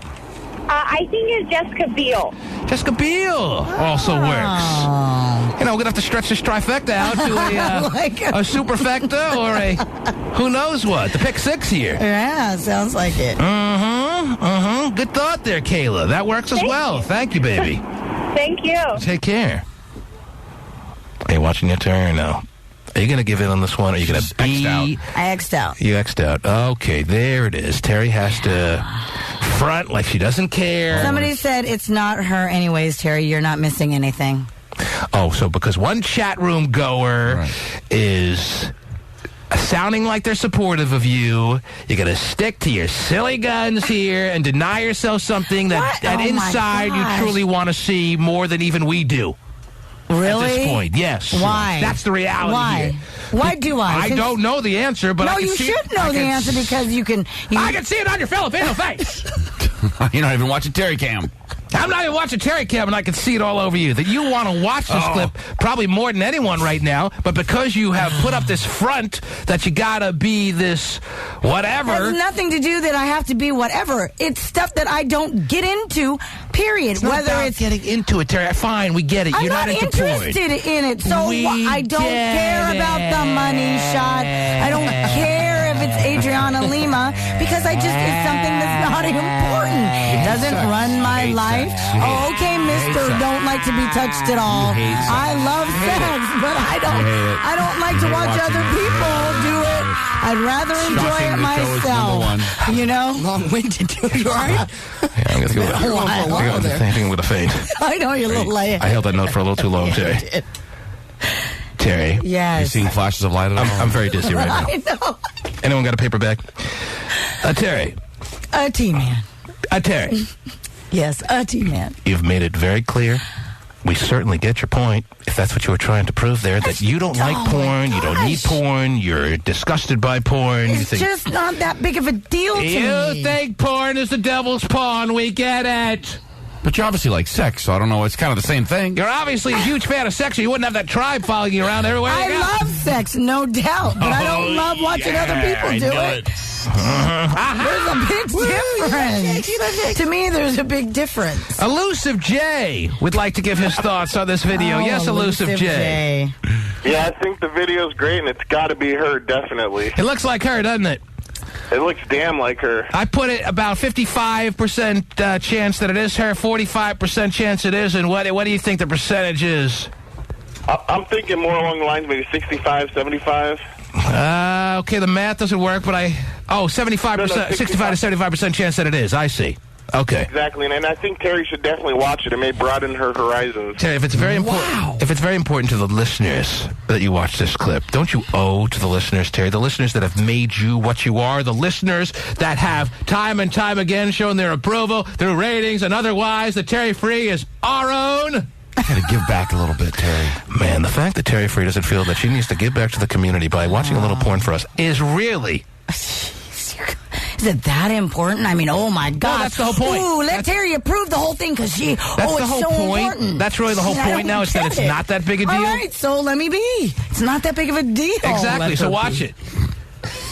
It's not that big of a deal, so I don't agree. need to watch it. So watch it. That's all right. I'm good. I'll let you guys figure it out. Glad the listeners enjoyed it. It's up on the tmanshow.com. And that's Just great. watch it. Nah, I'm good. A little kid. That's not even being a little kid. Little brat. The T-Man Show. Is she in rehab? Yes, according to reports, Ava, whose last public appearance was in Paris 2 weeks ago, has checked into the Cirque Lodge in Utah, where Lindsay Lohan rehabbed. There you go. Reps tell us Ava is taking, quote, some much-needed time off to proactively attend to some personal issues. Yeah, that's Greek for she was hooked on crack. Anyway, there's your confirmation, Terry. As if you weren't confirmation enough. Yes. Because I don't know. I don't trust any woman who's unwilling to go and watch a very simple porn clip that is just for educational purposes over anything else, Terry. Mm-hmm. And the fact that you're being a stubborn baby is really just that. Very clear that you're nothing more or less than that. And, well, I can't help but acknowledge a little frustrating for all of us, but that's all right. Oh, well. We'll be all right. We'll get over it. Okay. Good. No, we never will. Come on, watch the clip. Come on, Terry. Watch it. Because it's not that big of a deal. No, it's not even being approved. All right, whatever. Not that big of a deal. Renzo, you've called the show and you've made it in. You're on the air, Renzo. T-Man, what's up? How are you, Renzo? There's a commercial from Super Bowl a decade ago, Terry. 4. Bart Starr. Yes, Renzo.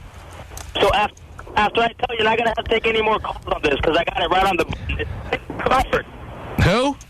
Cindy Crawford. Oh, everyone wants to give their third in the trifecta. I mentioned Cindy Crawford, didn't I, Terry? Yes, but I thought she was a little too old school for anyone to be kind of knocking off these days, you know what I'm saying? But the mole thing reminds me of Cindy Crawford, kind of that kind of knockoff idea that this cheap imitation Eva Mendes is all about.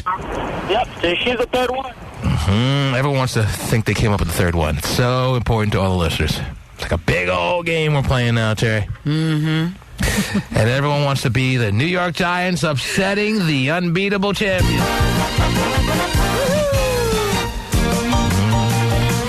Now there are other games to play. No. Got Terry dancing on the Terry cam, though. Yeah. That's good. No bigger game Uh-oh. than this guy. Oh.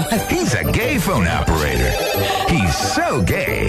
He's so phone operator. I don't know, I just needed a segue. And now, here's Gay. A good morning. Good morning.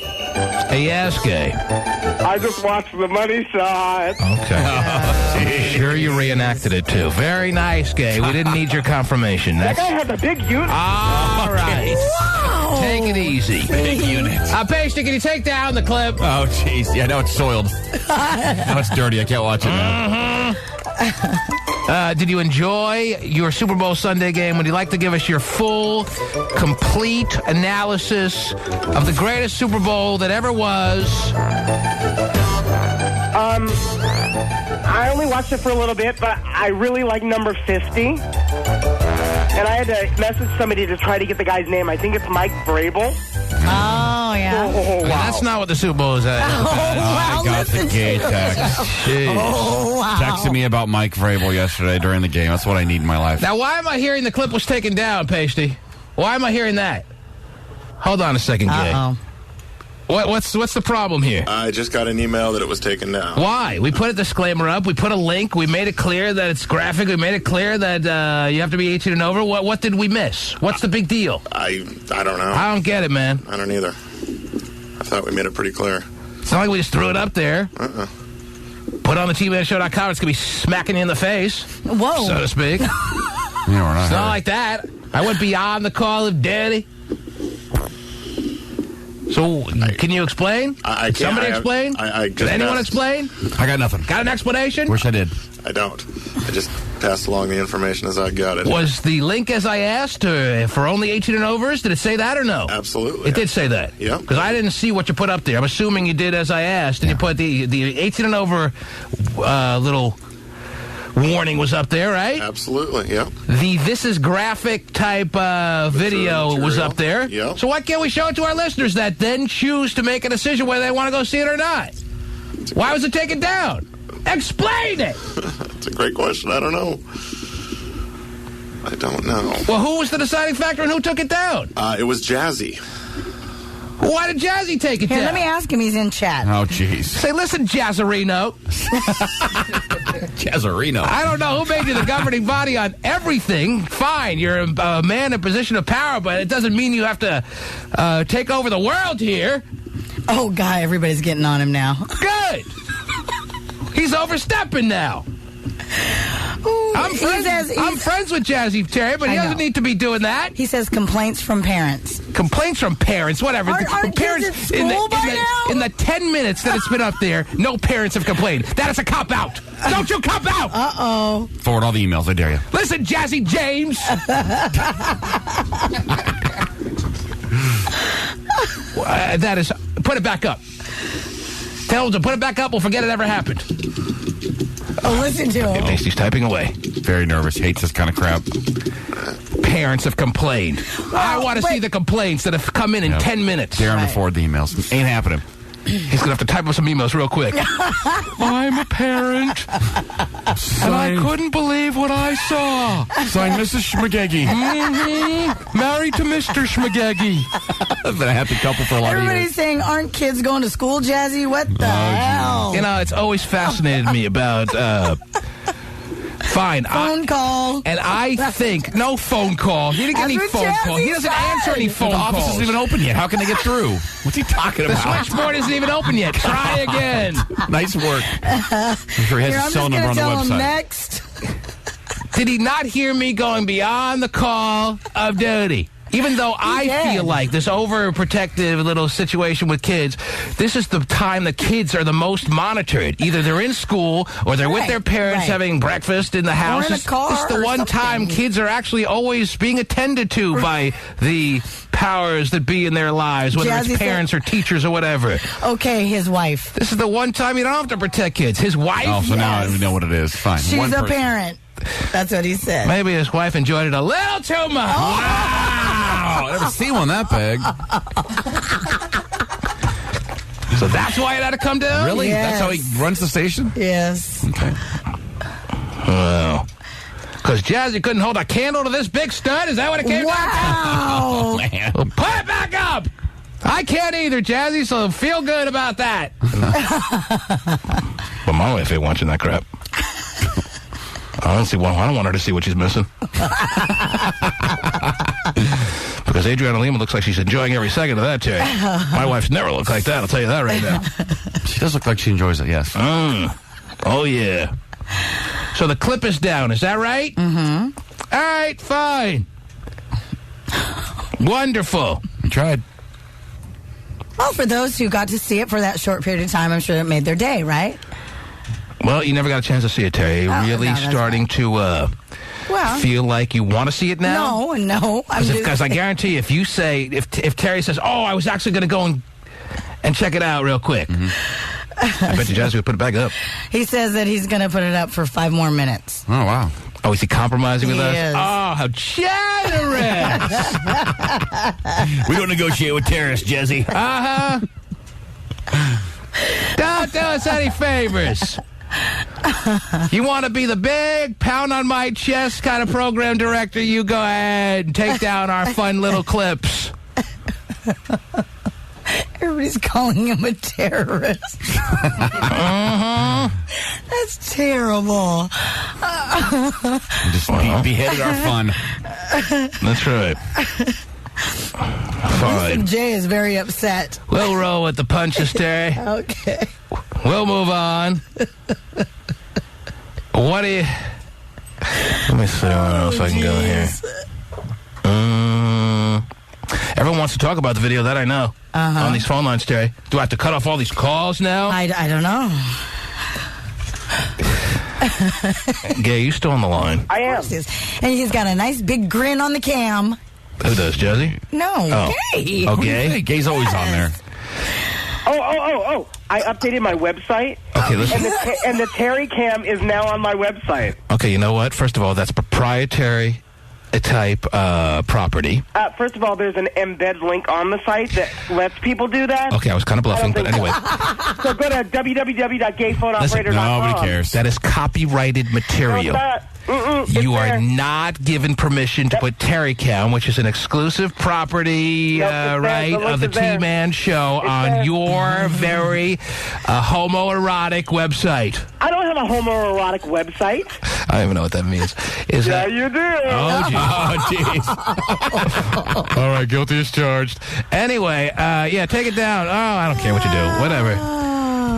Why did you call again? Oh, because you like Mike Vrabel in tight pants or something? Yes. Yeah, and I love that money style, I'm telling you. Okay, well, no one knows what you're talking about anymore because it doesn't exist because it was cut down. Yes. They can email me from my site and I'll send them the link. Oh, jeez. Okay, listen, I don't know why you're trying to drive traffic to your silly little site. Nobody cares about your site, and for that matter, no one really cares about you except including your pappy. Especially your pappy, but the people that do care about you like to rub the wrong way, like me. I'm your friend, and here you are, taking our proprietary property and putting it on your site, which you don't have permission to do. You know what? If they didn't want it to link on other sites, they wouldn't give you the code to do it. It says right on the bottom, embed this chat. Embed this chat. It's like it runs out of breath. I know. Every sentence. So what does that mean? I don't know what that means. That means you are welcome to put this link on your particular site? Yeah. Embed this chat? I wouldn't even know what that means. I don't even know how to do it. It's an embedded link, so you can just put it right on your own site. There you go. MySpace or YouTube, they have all embedded links on there. Oh. All right, well then go for it. Have fun. All right. Go to town. Wow. Enjoy. Yeah. I love it. All right. It's fun. Yes. And you can email me from there, too. Okay, Gay. What? Obviously very lonely, more than ever now than ever before. Is that what it's coming down to? No. I mean, soliciting any kind of communication whatsoever in just being just bad out there. Shameless way or what? Yeah. There's nothing wrong with that. Did you go out this weekend?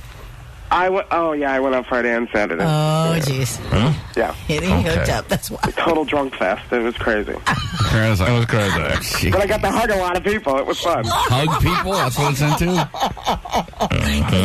People aren't scared of me. They should be, but they aren't. I get hugs all the time. I love it. They should be because you're a date rapist, which you I am a date rapist. Right? That's a good. Did that guy ever follow up with pursuing his charges against you for date raping him? No, because he was a goddamn liar. He was never able to prove, or what? There was nothing to prove. He was a goddamn liar. The only reason he said that and called in is so he didn't get in trouble at work for calling in sick. If Mike Vrabel found himself trapped in your apartment, what would happen to him? I would take a sip of this. Not him, let me tell you. Yeah. You look like you need a refreshing drink there, Mike. Sweet tea. Mm-hmm. Yeah, very sweet. Please. Oh, my God. Yeah, no. I can only hope. You look a little faint. Maybe you should need to lay down here. Just let it happen. It'll feel like you're just drifting off into a warm bath there, Mike. You look a little hot. Let me pull your pants off by the ankles. I want him to come to the dark side. Gay, lovely talking to you this morning. Not really. Wow. Take care. There he goes. Gay phone operator. Yeah, it is. Yes. And I see him, he's waving, hey. Yeah, very exciting. I can't believe I'm missing that. Why can't that be taken down? Why doesn't Jazzy get all over that, Terry? Why doesn't Jazzy take gay phone operator out of the chat room? No, he's too busy taking down our fun little clips, which I had up there for educational reasons. There you go, educational. Yeah, and I told you why. Don't look at me like that. I'm telling you why. Here's a woman who was featured in a Victoria's Secret commercial that was on the most watched show in every single year, not to mention this year, Terry, the ratings will prove that time and time again. Sure. Her catalog, where she is shown as some type of model/role model, if you will, Terry, is tossed into our mailboxes. Yes. Not at our request.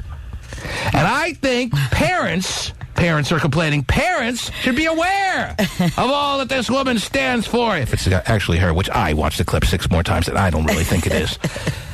I would be very, very skeptical, Terry, that this is Adriana Lima. But it's a great clip nonetheless. You should have watched it if you didn't get the chance. Well, all right, Jazzy, care of KYLD. Anyway, who in an overzealous fashion. Overzealous. Without even getting a seconding of the motion, Terry. Just had the ability to take down that clip. Sounds like Yes. Didn't he have to get a second? No, he didn't. I mean, we're on in enough places now. Shouldn't he have to call to talk to another overzealous program director to get a second the motion on this one, Terry? No second the motion. He just took it upon himself. Shouldn't he have to call Brian in Portland or something like that and get a second the motion? You would think. Yeah, I agree with you totally, Jesse, and we're going to take this thing down. And then go one more. A couple more, yeah. Because if that's all it takes... Yes? Then the inmates start rolling the asylum here, Terry. Wow. If all it takes is any program director down the line of the T-Man show, Terry, to just say, I don't like that, I'm taking that down, then where are we at? Huh? I don't know if I'm going to stand for this, Terry. Jazzy's laughing at your last comment, by the way. Oh, is that what he's doing now? Yes. Oh, He I said, see. Yes. laughing my ass off. So, like, I'm some kind of clown here? I amuse him, Terry? You do. I'm here for his entertainment? Apparently so. Well, I guess that's why I'm paid. But... am I some kind of buffoon that he's just sitting back in his little director's chair laughing at right now, Terry? Is that what it's come to? Well, if I could get him on stick cam, maybe I could tell you. Well, I'll get him on a stick, Terry, but there won't be any camera. Flambe his ass. Oh, wow. What else is going on, Terry? Oh, he's trying to pretend like he's as frustrated as ever. I'm not pretending. Who said I was pretending? Oh, I said that. Never mind. Yeah. Okay, go ahead, Terry. Well, a new poll is out. Oh, yeah. Whoa. Clean it up, Terry. Okay. A new poll is out that gives a list of men's... Terry, you didn't hear me. Oh. Clean it up. This kind of language is not necessary for the program. Okay. Now, I know that you didn't intend it to sound phallic in any fashion. No, I did not. But for you to say a new poll is out, Terry, is just not family-type matter to be discussing on a radio program that parents can complain about. A new poll is out? Well... what did she just say?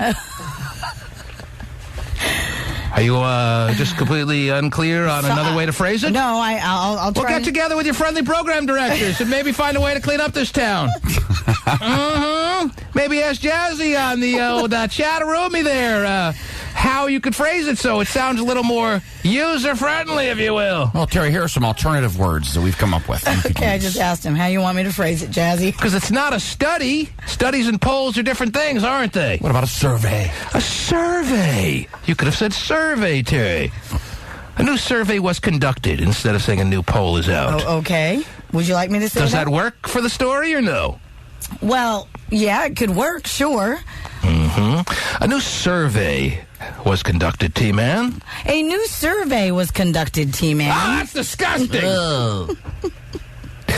Okay. And this survey gives a list of men's names that make women think that a man has a, how do you say, a large, oh, geez. Now I don't even, schlong? Or well in... Are you kidding me? Whoa. Fresh off the parent complaints about what we put on our website, you're going to hit me with a pole over the head that talks about men's names that would bring about an image of a man with a big schlong? Yes.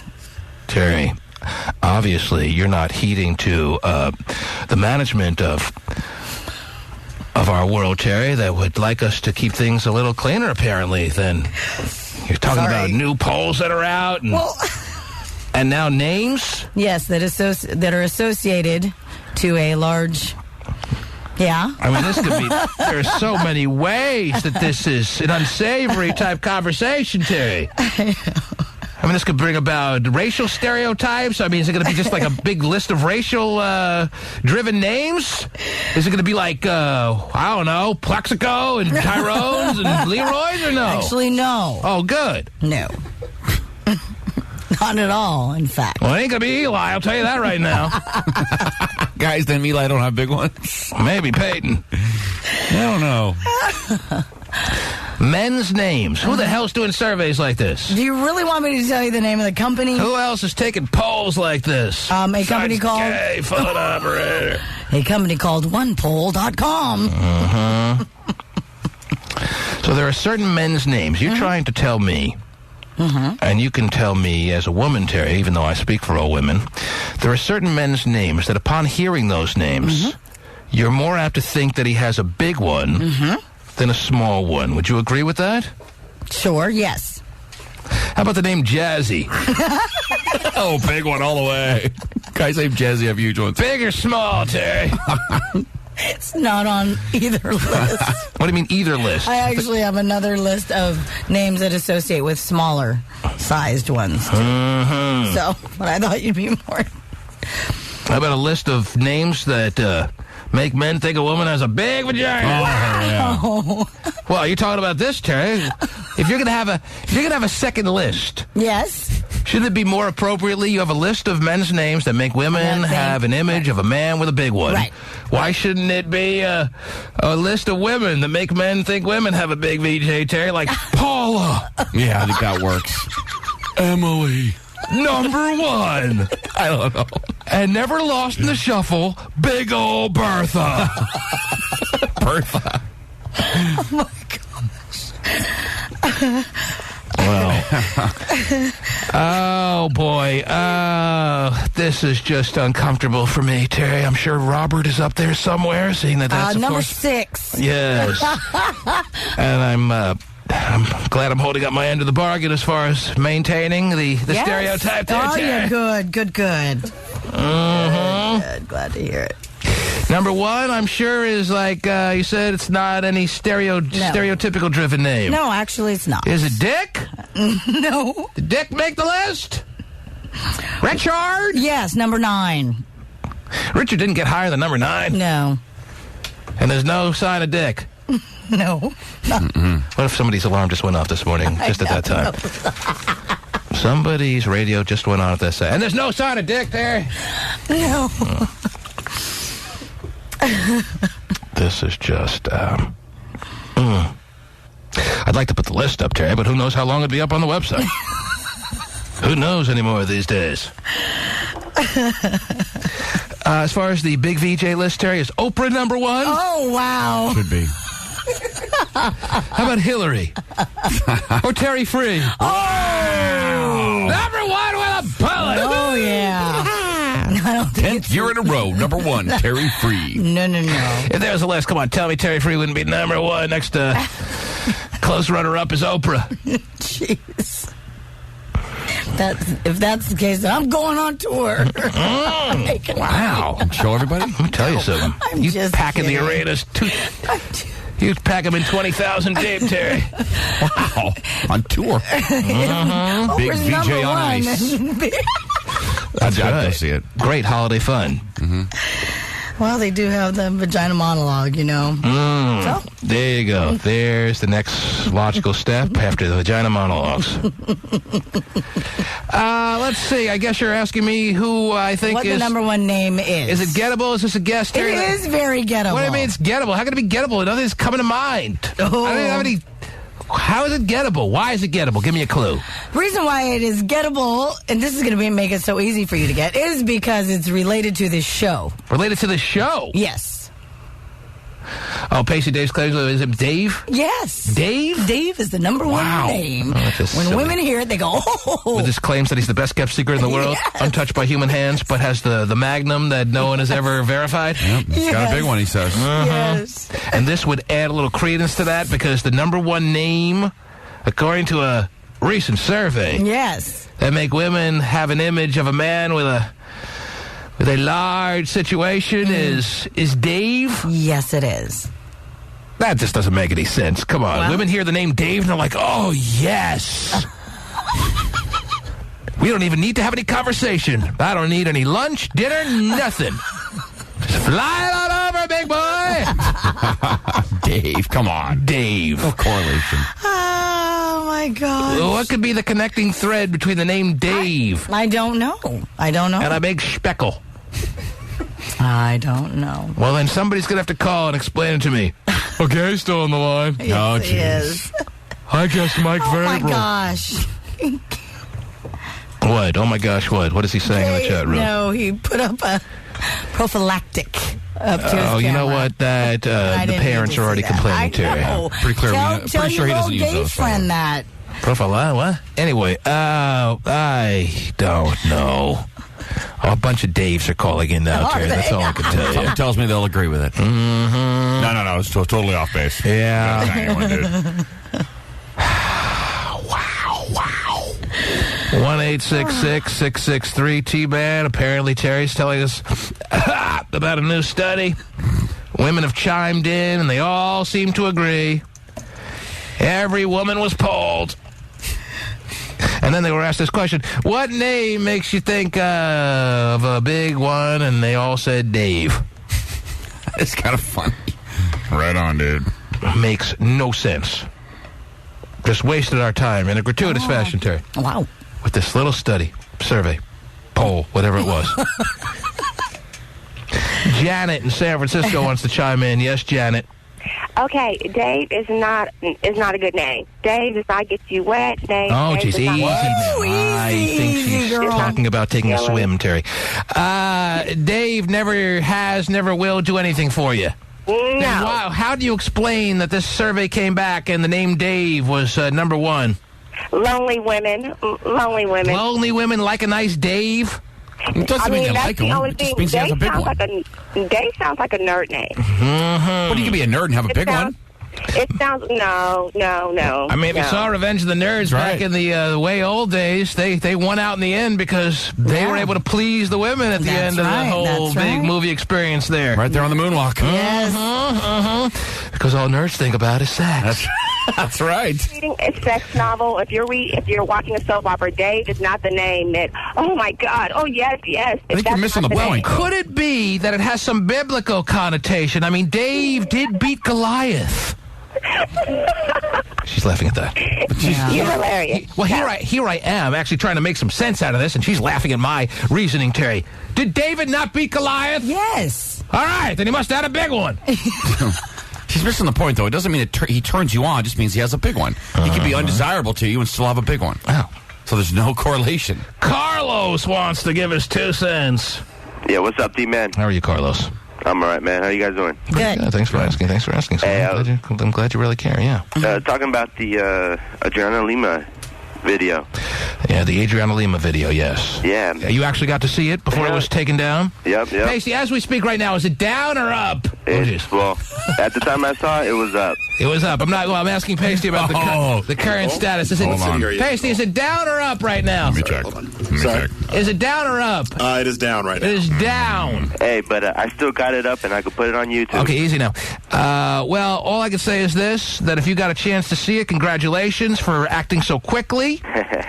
And looks like because but I do gotta say this though, T-Man, that it ain't her. I could put $50 on this thing, and it ain't her. $50. Well, that's all the confirmation I need, Terry. It ain't her. I was after seeing it a couple times, definitely siding with you. At first, the first time I saw it, I put it 55-45 that it was her. But then after watching it the next 5 or 6 times, I pretty much feel like you that it's maybe 10% chance at best that it's her. But still, it's a very enjoyable video, don't you think? Yeah, that's correct. It ain't her. I mean, my ex-girl used to get these catalog videos, and the only reason I would watch those catalogs because of her. And it ain't her. Because of Adriana Lima. Exactly. So you feel like you are as well versed on the ins and outs of Adriana Lima as anyone, and very confident. Because you know every inch of her, because of the years of studying, you feel extremely confident that it is not her. I'm 1,000% sure. 1,000% sure. Well, thank you so much, sir. Yeah, no problem. Take care, my friend. Shelly not there? Shelly's not there. All right. Let me go to a Dave. Let him feel his moment here. Yes, Dave. Yeah, what's up, man? What's up, T-Man? Hey, Chris. How are you, Dave? I'm good, man, and I'm hung well, too. Oh, wow. Okay, settle down. We got it. Take it easy. Everything's going to be all right. It's a nice moment for you.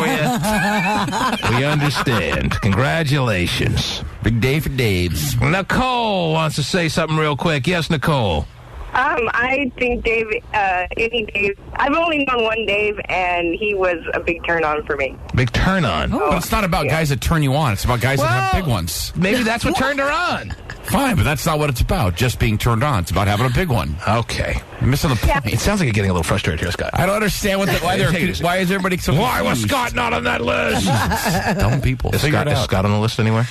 Robert's number 6, Terry. That's right. Mm-hmm. Is Scott in the top 10? No. No? Mm-mm. Wow. Not on either list, though. I'll take that. It's a wash. It's a push. You're just happy you're not on the small right. list? I'll take a push. Yeah. Who's number 1 on the small list, Terry? Ray. Ray? Mm-hmm. It's kind of funny for some reason. I don't know any Rays. Couple of ladies. Jay would dispute that, I'm sure. Couple of ladies who are married to some Rays, some girlfriends that are going out with some Rays right now, or not feeling so great, are they, Terry? No. Yeah, but the number 2 name is Brian. That's pretty. That's pretty common. Brian's number 2. Yep, and then number 3 is Nigel. Ray, Brian, Nigel, your Yes. top 3. And then on for small ones. Yeah, number 1 is Dave, Paul, and Steve for your large. Wow. Dave, Paul, and Steve. Mm-hmm. It's pretty common names. Well, very. Stupid survey. No. That's all it makes me think, Terry. Terry Free has found another way to waste a good half hour of our time. John, Paul, and Ringo. There you go. Very nice. The T-Man Show. Isn't that a nice one, Terry? Yeah. And it works out of the shotgun. He takes it. Facing pressure. He's in trouble. He's spun around. He's able to get away. Looks to throw. He does downfield. And a leaping catch is made down at the 25. What a play. David Tari comes up with the ball. What a play by Eli Manning. The Super Bowl is gay. Oh, jeez. The Super Bowl is gay. Not really. Super Bowl. Oh, boy. Super Bowl. Super Bowl is gay. Well, I guess there's a whole bunch of opinions out there, Terry, because it was the greatest game in the history of sports. Yeah, well. Is that getting a little carried away now? A little carried away, yeah, probably. But I mean, if you're saying, and I am saying, it's the greatest Super Bowl I've ever seen, right? Doesn't that make it kind of the greatest sporting event of all times? Not necessarily. Well, I clearly see it as my favorite sport. Okay, all right. So I have to now think, if I've called it the greatest Super Bowl I've ever seen in my life, surpassing the Titans and the Rams from the year 2000, surpassing even one of the earlier Super Bowls I remember. I think I was in late high school or early college when Joe Montana dropped back to pass with seconds remaining, and he connects with John Taylor down the seam, and it's a touchdown, and the Niners will go on to defeat the Cincinnati Bengals and win. This Super Bowl game this obviously was even more exciting than that as far as just the overall intensity level personified, Terry. So with that said, I'm just wondering, if you call it the greatest Super Bowl ever, does that then make it the greatest sporting event ever? And if so, what is better?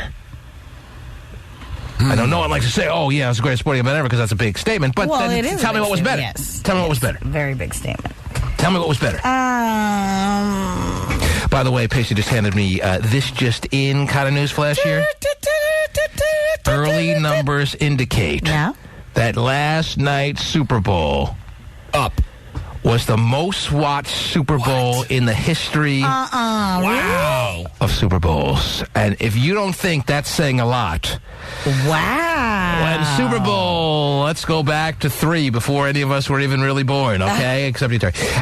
So when Joe Namath made his prediction and the whole world is watching because there's only 3 channels. Right. Wow. There's no internet. There's no video games. Pong wasn't even out. use your imagination or read a book was really your only options aside from watching the Super Bowl? Right. Books are boring. The fact that this now becomes the most watched Super Bowl of all time, according to early projections, is astonishing. Wow. With Halo and Call of Duty and all these video games available, and the internet with YouTube and every porn site in the world, and all this accessibility to all kinds of streams of entertainment that's out there. For this to be, as this news report is now indicating, the most watched Super Bowl of all time is such a huge statement. It's almost beyond belief. But like you said earlier, I think people are multitasking. You can play Halo on one TV and watch the Super Bowl on the other, and be on the computer and have the Super Bowl on, so you don't have to pick one. Maybe that helps a little bit. The most watched TV show of all time is still MASH. Yeah. Is it really? I can't believe it. The 1983 final episode of MASH. Didn't watch it. Which was watched by 106 million people. Man, that's ridiculous. MASH? Jeez. Alan Alda was a hoot. God. You can't deny Loretta Swit, her greatness. I don't think I ever saw or ever have seen one episode of... Is it on reruns now? Oh, yeah. It's on. I stumble upon it all the time. I don't even think it stands the test of time. I don't think people watch that in reruns. You watch that show now, you can't watch that crap. I've never watched one episode, so I really can't speak as if I know. But I watch it all the time. If it's on now, I'm not aware of it. And if it is on, I don't think people are sitting around watching reruns of MASH like they do. Like Seinfeld stands the test of time, at least the test of time so far. Whether it still holds up 20 years from now remains to be seen. I think it will. But MASH, who the hell can watch MASH now? You can't watch MASH. The most watched telecast of all time is still the 1983 finale of MASH, seen by 106 million people. Can't be right. The most watched Super Bowl ever was Dallas and Pittsburgh, with 94.1 million people watching. Now, why is this saying? It says, early numbers indicate Super Bowl 42 has a shot to be the most watched Super Bowl of all time. Ratings show Super Bowl may break all-time record. Which Dallas-Pittsburgh, by the way? 95 or... Dallas-Pittsburgh in, 96. Interesting. Yeah. Wow. All right, what were we saying now, Terry? What was I saying? Oh, yeah, was it the greatest sporting event of all time? Oh, who cares? Anyway, what else is going on? Yeah. No, MASH was. Greatest sporting event of all time. MASH. That's how we got on subject. Well, apparently there's a new trend that's happening when it comes to brides and their bridesmaids. New trend? Yes. Apparently... getting freaky before the big... No. Apparently brides are wanting their bridesmaids to sign contracts promising that they will not gain any weight or get chubby, however you want to put it. They won't get fat? Yeah. Who, the bridesmaids? The bridesmaids, yes. The brides are making the bridesmaids sign contracts saying that they won't get fat? Yes. Yeah. And that's because of all the cost of bridesmaid dresses? Well, I'm sure, assuming? yeah. Or they don't want them to look bad in the pictures next to them. Hey, I made you a bridesmaid. You better not screw up my album. I'm going to go A and B. It's actually more for the whole cost. That's an absurd trend. You saying that's a new trend? I call it an absurd. That is so callous, Terry. That is so rude. And very funny. They're making these I got to I'm up against a hard break here, Terry. Okay. But when we get back, we got to lay into this one. Kind of like the groom wants to lay into the bridesmaids, Terry. Oh, jeez. Bridesmaids are being told you must sign on the dotted line. And they're being told that by the bride, the one who should be thankful that these women are actually willing to stand up for them. Well, weddings are pretty expensive. This is what weddings have come to, Terry. Weddings aren't ridiculous enough with people sitting out there going, what's the over-under on them getting divorced? 4.5 years, sir. Here's your ticket.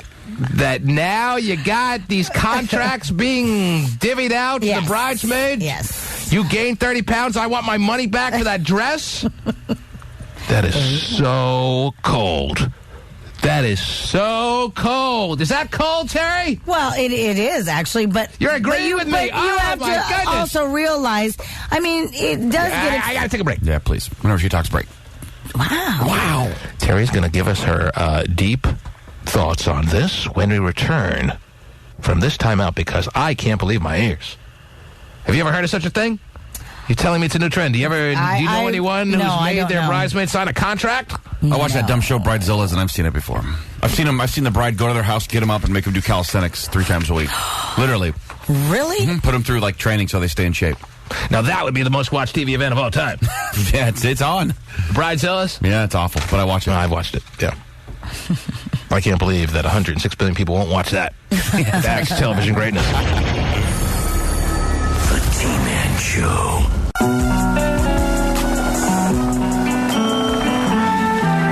Yeah, right. The fact that this is the most watched TV show of all time, Jerry. And if you look at the number of people that supposedly watched the final episode of MASH, 106 million people. I'm sorry. Come on. I'm sorry. Are you not believing it? There was either an error in calculations. Recount. A little late for a recount, I would think. Sure. There was either an error in calculations or they manipulated. Fine, I guess people liked that show back in the day or whatever. Sure. But no one's watching the reruns, Terry. And are you watching the reruns? Well, I've seen one here or there. I don't watch it. You said they go, Well, that radar is a hoot. I watched it, when I was younger. The story that just, again, was broken is that the early returns, the early numbers, the early rating figures indicate that the Super Bowl that was on last night, which I have now gone on record saying was the greatest Super Bowl of my life, greatest Super Bowl of all time as far as I'm concerned, is going to be the most watched Super Bowl in the history of television viewing, in the history of Super Bowls past. It looks like, with more cities, major cities left to be counted, like this doesn't include L.A., San Francisco, Seattle, and a bunch of other major markets, but the early returns indicate a 9% increase over anything past, which would make it the second most watched show of all time. The most watched Super Bowl and the second most watched show, but the number one show will and always will be the final episode of MASH. It's an unbreakable record of 106 million people. And I can't just take that without any grain of salt, Terry. Okay. MASH, mush. The name just made me never want to watch it, even though I know it stands for something. What does it stand for? I don't know. Something medical. Yeah, something. Medical aid, something hospital. You don't even get it. It's an unbreakable record. That's Somebody fooled around with the numbers there. I gotta believe. My goodness. Because if there was going to be a TV show besides a sporting event, Terry. Yes. That was the number one sporting event of all time. It would be this show. Oh my goodness. Lady Godiva was a freedom rider. Guess the show. Yeah, I knew you'd know, Terry. She was a sister who really could. Oh, she was. Okay. No, I was just joking. If there's going to be a show that was the number one show, 20 of all time, 20. If there was going to be a show, Terry, if there was going to be an unbreakable type record as far as viewing is concerned. Mobile Army Surgical Hospital. It would be... That's close. Who the hell would know that? I got none of them right. It would be this show. Oh, yeah, I know this. Oh, yeah. Oh, Terry knows the words. So does a Lucy J. No, wait. I was just kidding. There was got to be a show. 34. If there was going to be a show that was the greatest show. Yes. And the most watched. Okay. In an unbreakable fashion. All right. Of all time, Terry. What is it? It was going to be. It would have to be. Want to guess? This show! Gilligan's Island. Just sit right back. So good at this. Terry is good. That started from this tropic port aboard this tiny ship. Now it's called Lost. Now, wait, what was I thinking? 49. If there was going to be a show, for those who have the CD, you can play along at home. Right. You're so slick. If there was going to be a show, 49, that was the most watched of all time, Lucy! Oh, jeez. Almost was, I'm sure. But this was back in the day when there was like 2 channels. No, true. And one was all static. So what else is on? All right, this show. Someone just going, Lucy, I'm home. You got some splendid. No. What was I thinking? Somebody just said that. There was going to be a show. Oh, pretty much out of shows here. Come on. Change the disc. Change the disc. No, wait, 40. If there was going to be a show that was the most watched. Yes. Of all times. Yes. It's not going to be MASH, Terry. Okay. It's going to be that. Oh, yeah, for sure. Wilma! Oh, yeah. 107 million, Terry, come on. I used to get off work. I got that excited, too. Modern Stone Age family. Yeah, these shows are all pretty weak. Change the disc. Disc 1. Yes. Oh, no, disc one. You have disc 1? We do. Okay, good. Give me a second, Terry, to figure out which the most watched show of all time. Okay. Because it ain't MASH, I tell you that right now. Well, all right. Even though MASH will go down in history, and as far as the future of this world spinning is concerned, it's an unbreakable number, 106 million people. I understand that. But I dispute it. Okay. And I say, 19, if there's gonna be a show, disc 119, that's gonna be a show that has the unbreakable record. Yes, what is it? It's gonna be this one.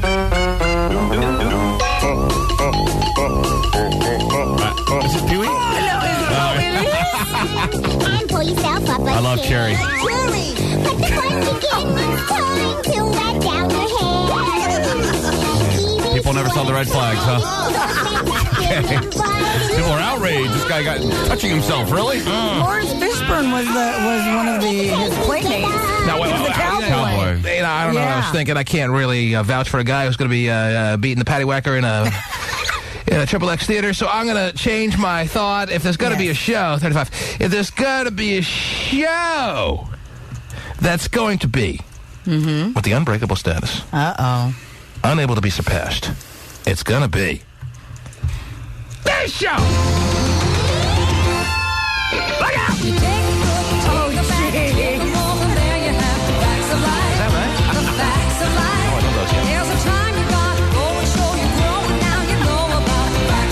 The what now? Oh, yeah. No, never seems. No, not even close. We're going Garrett, Edna Garrett. Yeah, he wasn't able to pull that out of his ass when he needed it. One of the few things he's not able to. Gotta play this one all the way through, Terry. Wow. Well, you know what I just realized? What? There's no way a show that has only females in it is ever going to be the most watched show of all time. Unless it's some kind of lesbian porno. Wow. That Jazzy would pull down in a heartbeat. Oh, jeez. I tell you. I still like that Kim Fields. I don't know what I was thinking, 41. If there's going to be a show. Oh, gosh. Give me the show. The most watched. The most watched. Of all time. Oh, yeah. It's got to be.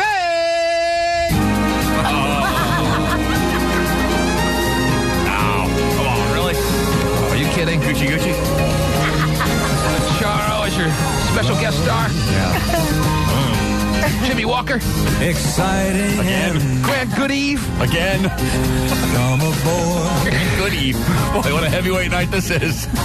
Jesus. Isaac, your friendly bartender. So friendly. Oh, little Vicky, what I would have done to you, baby. If I was ever how much ship alone. You can still do something to someone. Captain's table. Let it flow. Get yourself some cheese and you can make it happen, my friend. Lay down the anchor. It floats back to you. Oh, I love when it does that. Yeah. Soon we'll be making another run. Oh, that's nice. you. Okay, no. Alf and Webster, people are suggesting. Webster and Alf. Alf and Webster. I don't know if those are going to be on there. This is the greatest themes of all time. Greatest themes of all time. I don't know if those would count. Yeah, pretty Chips, much. Brady Bunch. 47. If it's got to be. Happy Days. It's going to be, Terry. Yes. One show. Oh, tell me. That truly can be watched by 106 million people at one time. Yes. Where as one, as a world, we are sitting around the TV and watching one show together that we could all mutually enjoy. What would that be? That would transcend race, religion, creed, age, whatever, income levels. It would be this show. Oh, yeah. Stepping all over Kermit's line here.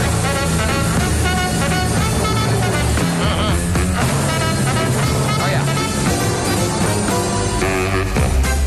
Okay. Phenomena. It's time to play the music. Phenomena. It's time to light the light. Phenomena. It's time to make the Muppet coming off the show tonight. It's time to put on makeup. Okay. Those old guys are pretty underrated as far as TV stars go. No, the old guys are the best. I know. But if there's one show, Terry, that just caught all our fancies growing up, as little tykes that no one could complain about, 21 Blackjack, it would be, maybe it wouldn't set any records, Terry, but certainly was enjoyed by everyone when they were a small boy or girl. Show me that smile. Show me that smile. Don't waste another minute on your crying. Oh, Kirk Cameron certainly used this show as a springboard to greatness, huh, sir? Yeah, that movie with Dudley Moore, he was fantastic in. Oh, yeah. Like father, like son? Up for an Oscar. Best performance in a hack movie. Whoa. And you still have the shank of the evening to do with as you please. That's true. He did. No one knows what we're talking about. That's all right. Okay. Hey, inside jokes from road trips are always funny to everybody else. There you go. I think you get my point, Terry. Do you get my point? I do. Okay. Now, later today, Yes. it probably will be confirmed that Super Bowl 42 was the second most watched television show of all time and the most watched Super Bowl in the history of Super Bowls past. And that's exciting to know that we were all there watching it yesterday. Yes, all a part of that. There you go. Oh, jeez. Uh-oh. Oh, man. Moonlight? Yeah. Are you Moonlighting. serious? Or as Terry calls it, moonlight. I couldn't remember. Is that dude singing? Who's that? Is that It's somebody famous, like James Ingram? No, or, I'm thinking it's it's not Bruce Willis. No, I know that. Is it a dude who was I don't know, he was It's somebody you'd recognize. I can't someone in remember We who Are it the is. World. It's one of the solos. Yes, I think that's who it is. That's It's not James Ingram. Killing me here. It is who you're thinking of, though. You know who I'm thinking of, and I'm right. Oh. Yeah, I mean, how can you that voice? It's that's him. I can't think of his name either. You already said Al Jarreau, right? No, it's Al Jarreau. Yeah, that's Al Jarreau. Yeah. What's his name? Al Jarreau. Yeah, Al Jarreau. That's what I thought it was. Yeah, definitely him. Wow, he did this theme song of Moonlighting? Big day for him. Terry, you were telling us about a new trend Yes. that is about as cold-hearted and sniveling as it gets. Brides out there with the audacity. Having their bridesmaids sign a contract. In the most frugal of motivations, Terry, so that they don't get stuck with the bill for a dress that's unusable on their wedding day, and they don't have pictures with a girl standing next to them that looks a little too rotund. A little rotund. You got to sign a contract. Or else what? What happens if you break the contract? What happens if you violate this contract? Well, you get tossed from the wedding party? Oh, never recover. I don't know what I'm going to do with my life now that I've been tossed. Understand, you know that bridesmaid dresses, just like the bride's dress, is ordered really early on in the, so they get in time and then you have to do all the alterations and stuff. And you don't want that person to change once the alterations are set. Are you making it like you understand Well, I see where they're coming from. Oh, my goodness. If the bridesmaid wants to go on and get fat, then that's her prerogative, But if the bride has paid for those dresses, well, then dress, she's got to take that risk. The bride is going to have to take that risk. She's obviously taking some big risks marrying that schlub. So now she's got to take out another risk and put out the bill for the dresses for her wedding, and she's got to pray that her bridesmaids don't get fat. But if her bridesmaids start to get a little depressed that everyone's getting married but them, and they want to drown themselves in dibs, that's their prerogative. Well, I'm loving dibs these days. Yeah, you are. You've mentioned it a few times. Well, bonbons don't really work anymore. And I like a nice ice cream nugget. Oh, who doesn't? Can't go wrong with women and their ice cream nuggets because they think they're just going to eat it like 2 or 3. They wind up eating the whole container. All of a sudden they go, oh my gosh, it's empty. And then they wind up looking in the mirror going, how am I going to fit in that dress? Well, phew, I'm glad I didn't pay for that thing. Right. Time to purge. That thing's ugly anyway. Wow. So what does that mean? You sign a contract if you're a bridesmaid, and if you violate the contract, you're then required to fit the bill for the dress that you're not able to fit in? Is that what they're asking for? They're asking asking for remuneration? Yes. Maybe there's monetary damages, you know? Yeah. That is unreal, uncalled for, unnecessary. How many uns could I throw into this one, Many, Terry? I'm sure. But I think that if the bridesmaid is going to go ahead and be upset about it, then the other option would be then, okay, you go ahead and just don't sign the contract and foot the whole bill for whatever. I would purposely get fat just because they made me sign this contract. See? Just a spite. Yeah, this ridiculous. See, brides get ridiculous. That's just what it comes down to. Brides make it like the whole world revolves around them when it comes to their stupid wedding. Everyone's got to kowtow and cater and... It's her special day, isn't it? I don't give a crap. It ain't that special, especially when the divorce is 2 years down the pike. Special to her, but that's it. Nobody else cares as much as you do. This is absolutely just so... It angers me that women could do such a thing. Angers me! You can feel the anger coming out of me, can't you? I do feel it, but, you know, we tend to be kind of cruel to our own gender. Oh, geez. Sarah agrees perfectly with the brides that make their bridesmaids sign contracts. Sarah, you're on the air. Hello. 1-866-663-T-MAN is our toll-free number. Brides making their bridesmaids sign contracts. Kind of like long-term contracts, because sometimes the weddings are like a year away. You can't eat, bitch. Wow! And you got to be all jealous of me, too. Sign a contract that says how jealous you're going to be of me because I'm the one getting married and you're not. Sarah, you're on the air. Hi, T-Man. How are you? You got to sign a Don't You Wish You Were Me contract. I want to feel the jealousy on my wedding day that you have from me getting married and you standing there like a loser. Yes, Sarah. Hi, I used to work at a bridal store, and I totally agree with bridesmaids signing contracts. Now, why would you agree with such a thing? It's so mean-spirited, I think. Why would you I don't think it's mean-spirited. A lot of the times the bride is paying for all the alterations, and sometimes the alterations could be double the price of the dress. I don't care. Do you know contracts are just so rude most of the time? Contracts, sign here. Please. I don't think it'd be rude. I think it'd be rude if you gained weight and had to make the bride pay extra money for you. I know I'm friends with you, but I've seen your hips too many times, and I know they have a potential to really balloon, so I would like you to sign here on the dotted line, you potential chubster. Whoa. Exactly. Mm-hmm. I would have to agree with Terry on this one. Well, you are obviously... Just listen to the sound of her voice, Terry. Is there any denying that she's a cold-hearted, callous wench? Well, understand that... But I like your calling. Thank you so much for the call. I appreciate you being out there. I'm sure that also, too, she's got people who are in her wedding party who know her well enough to know that she's that type of person, so they're not going to object to it.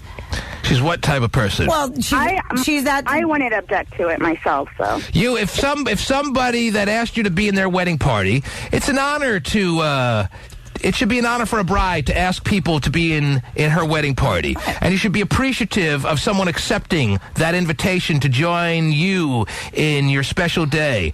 And if a bridesmaid accepts, they should feel like they've done you a little bit of an honor that they've accepted. But no, after that is done, here's your contract, by the way. Have your lawyer look it over and sign it, because you'll be on the hook if you should gain 2 pounds. Well, I mean, I would definitely sign it, because I would know where they're coming from with that, so... Well, there you go. I wouldn't have a problem at all. No one even knows what the hell they're signing. Fine print. I have to give you my firstborn? What? please. These women that don't want the bridesmaids to get pregnant or look any different than they did when they first chose them. So sick. You're going to ruin my pictures, you pregnant bitch. Women are so sick, it's out of control. Lisa, you're on the air. Want your knocked ass up here. Oh, jeez.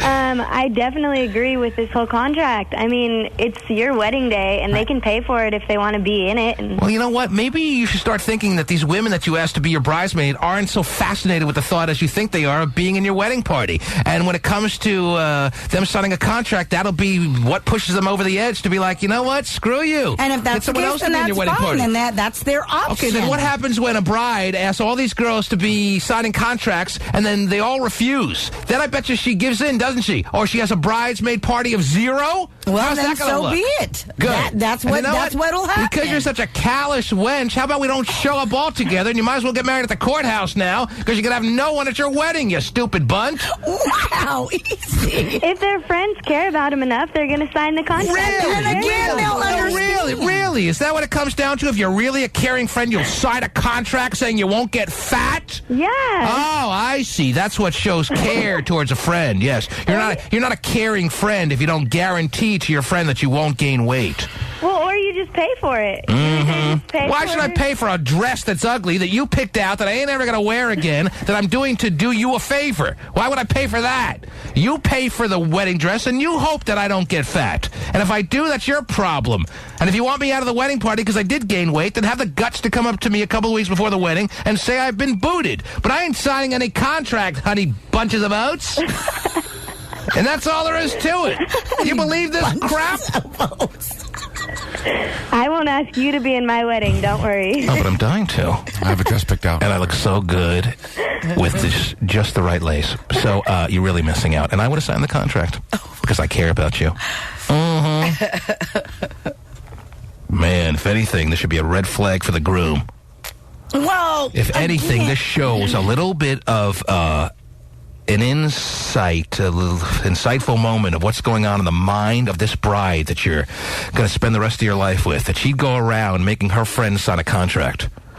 If anything, this should shoot up a flare as to what kind of woman you're going to be married to for the next 6 months. Oh, right. Jeez. Bit of an exaggerated level of self-importance, it sounds like.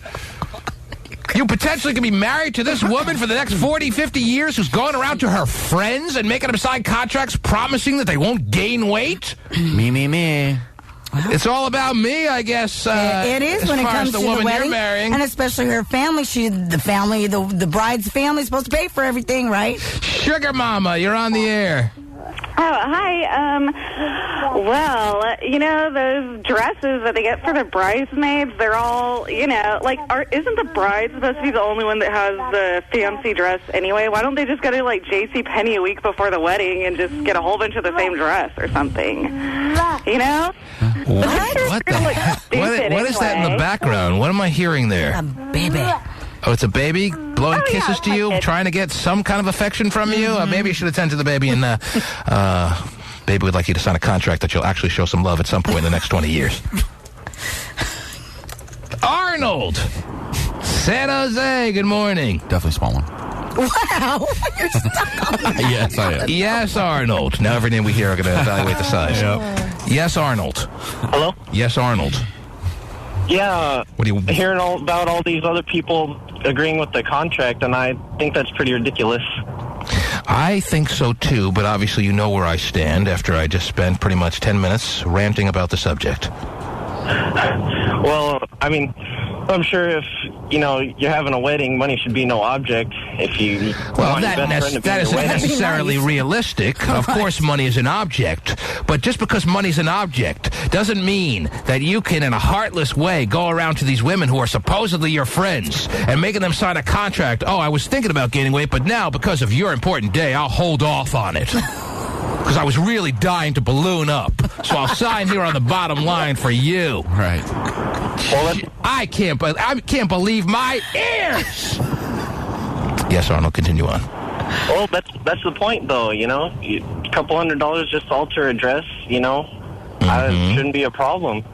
Yes. She hasn't gone through enough by gaining 20 pounds, Terry. Yeah. Now you can't put out an extra $200 to make her feel a little better about herself and letting her dress out a couple sizes. Well, when there's not enough room to let the dress out because it's been tailored to been tailored to a, maybe. That should be the worst thing that happens at your wedding, besides your stupid, ridiculous, drunk uncle embarrassing you the whole night. Wow. I'm definitely going to be that guy. That should be the worst worry that happens at your wedding, that you have to actually get her a new dress, or you have to do whatever because she didn't abide by the unwritten agreement. Because fine, if you believe there's an unwritten agreement that you try to stay in the best shape as possible so that you can fit in the dress that's already been altered for you over the months between it's been altered and the wedding day, that's wonderful. Mm-hmm. But to actually make them sign a contract, now you're contractually obligated to stay thin. So put down the big turkey leg. It's attached to me. I can't believe that the first two ladies that came on this show were all for this contract idea. Shame on you women. You can shame all you want. Hang your heads and shame. You can tell us that all you want, but it's still going to happen regardless. No, because it's not going to happen. Because at the end of the day, it's our wedding. It's all we want it to go how we want it to go. That's all you think about. It's my day. That's right. Shut up. Just get married and try to make it work. I think everybody else should be so into it like they are. It's so important. Well, normally I wouldn't sign a contract, but obviously this is such an important day for you. Please. When that same woman has kids, you'll be getting 200 new pictures once a month. Mm-hmm. Look at my offspring. Are you impressed? Sean, you're on the air. I just want to say that I'd rather go to Vegas and get married in some jeans to save the money. I don't need no bridesmaid, no contract. Right. There are plenty of people who do that, too. Get your bridesmaids, a bunch of citizens, Terry, and get I don't need all of that. All I need is my money. Like he said, I hope the mess works. Rehearsal dinner at the buffet in Vegas, and we'll see you there. Yes, rehearsal dinner at the $3.95 all-you-can-eat roast beef buffet at the Stardust. Unbutton the top part of the jeans and have at it. Which actually just got imploded. And, which makes it extra cheap. It's now $2.95. Tastes the same, though, as when it was $3.95. It's even better as you dig through the rubble for it. Makes it that much more of a payoff. Hey, pass the salt packet, would you? I found one over underneath that rock. Mm-hmm. I can't believe I'm not even sure if you're agreeing, but it sounds like you're almost agreeing with this, Terry, which makes you a bad woman. Yeah. Bad woman! So be it. Bad woman! I understand where they're coming from. Bad woman! Say something. I said... Bad woman! Spank me. Bad then. woman! Oh, okay. The T-Man Show. Jeremy! Hey, T-Man. What's up, baby? Hey, I got an idea. What's that? Actually, I think you're kind of missing it a little bit. These brides that want to make their bridesmaids sign a contract, Yeah. let them. Because that enables us to make the bride sign a contract that they'll never get fat after the wedding. Ow! Wow. Yeah, I'm sure that's going to be holding up in a court of law. Fair play. Your Honor, I don't know her a damn cent because she signed a contract that she wasn't able to gain 1 pound, and look at her. All right. My gosh, what a disaster. Still got the orange Cheeto stuff under her nails if you look closely. And then as my new husband, let me see the different contract I can make you sign. No porno, no cheating, none of that. That's realistic. Yeah. Sex with me and only me. No porno? Yeah. No porn. She's taking one away. No pornography whatsoever. Okay, I no guess you can have joints. this one. Here. Yes. There you go. No porno. 30 minutes. No nights out with the fellas. How do you think Tiki Barber's feeling this morning, Terry? Not good. Almost as bad as Jeremy Shockey? Probably, yeah. What was he doing up in the box? Wasn't even allowed on the sidelines because he's such a cancer? That was weird. Nothing must sting worse than getting the feeling that our team's better off without you. Man. Yeah. I heard that actually a lot. Tiki Barber, who thought he was sticking it to the Giants by retiring kind of early while he was still in his prime, saying, yeah, let's see you guys get along without me. And by the way, Eli Manning's a bad leader. Yeah. Didn't he say that on his way out the door? Yep, pretty much. And they just went on to win the Super Bowl without Tiki Barber or Jeremy Shockey, who was up there. They panned to him in the luxury box after the new, more cohesive with the rest of the team tight end catches a long pass down the middle. Right. That was great. Man, he must feel like a dick. Yeah. Who, Tiki Barber? No. Shockey. Both of them. Yeah. I'm trying to figure out which one feels worse. Probably equal. Yeah. Why wouldn't Shockey be on the field helping out the new rookie tight end? Because they don't want him there. If they said you can't come on the sidelines? Really? Yes, you're a distraction. Wow. Obviously, we're better off without you. Do you see how well we're doing? Get away. Moss flank wide to the right for long count. Now Brady takes. Brady looks. Brady throws. Touchdown! Touchdown! Randy Moss wide open at the near side of the end zone. That was short-lived. Burris is to the left, and here is Manning throwing to the end zone. Touchdown, Burris! Plexico Burris was wide open. The left side of the end zone, only his second catch of the game. And the Giants are back on top with only 35 seconds remaining. And then Plexico kind of breaks down out of nowhere after the game with the post-game interview with Pam Oliver, Terry. Maybe because she used to be so hot and she's not anymore. Wow. Yeah, he took a look at her rump. And Would you guys stop in the it? mid-'90s, she was so hot, Terry, Pam Oliver. You guys are... Well, why did he? There was really no... Well, just, I guess, the overall emotion probably was what just got to him. hit him. But, I mean, it wasn't like he was talking about his deceased father. I wish I could have seen. There was no real moment. He just broke down out of nowhere. You thought maybe there would have been something that triggered all that waterworks, Terry. It was just, I guess, the all just hit him. Overwhelmed. Just all hit him. Yep.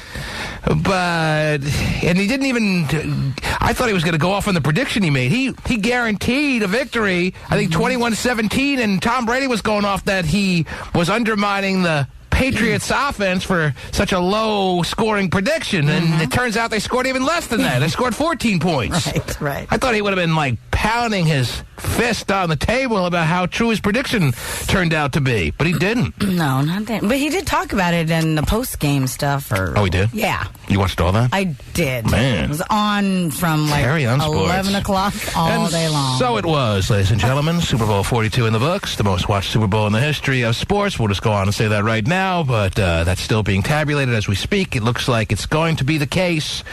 And now it's on from Super Sunday to Super Tuesday. Woo! In the meantime, enjoy your Super Monday. The T-Man Show.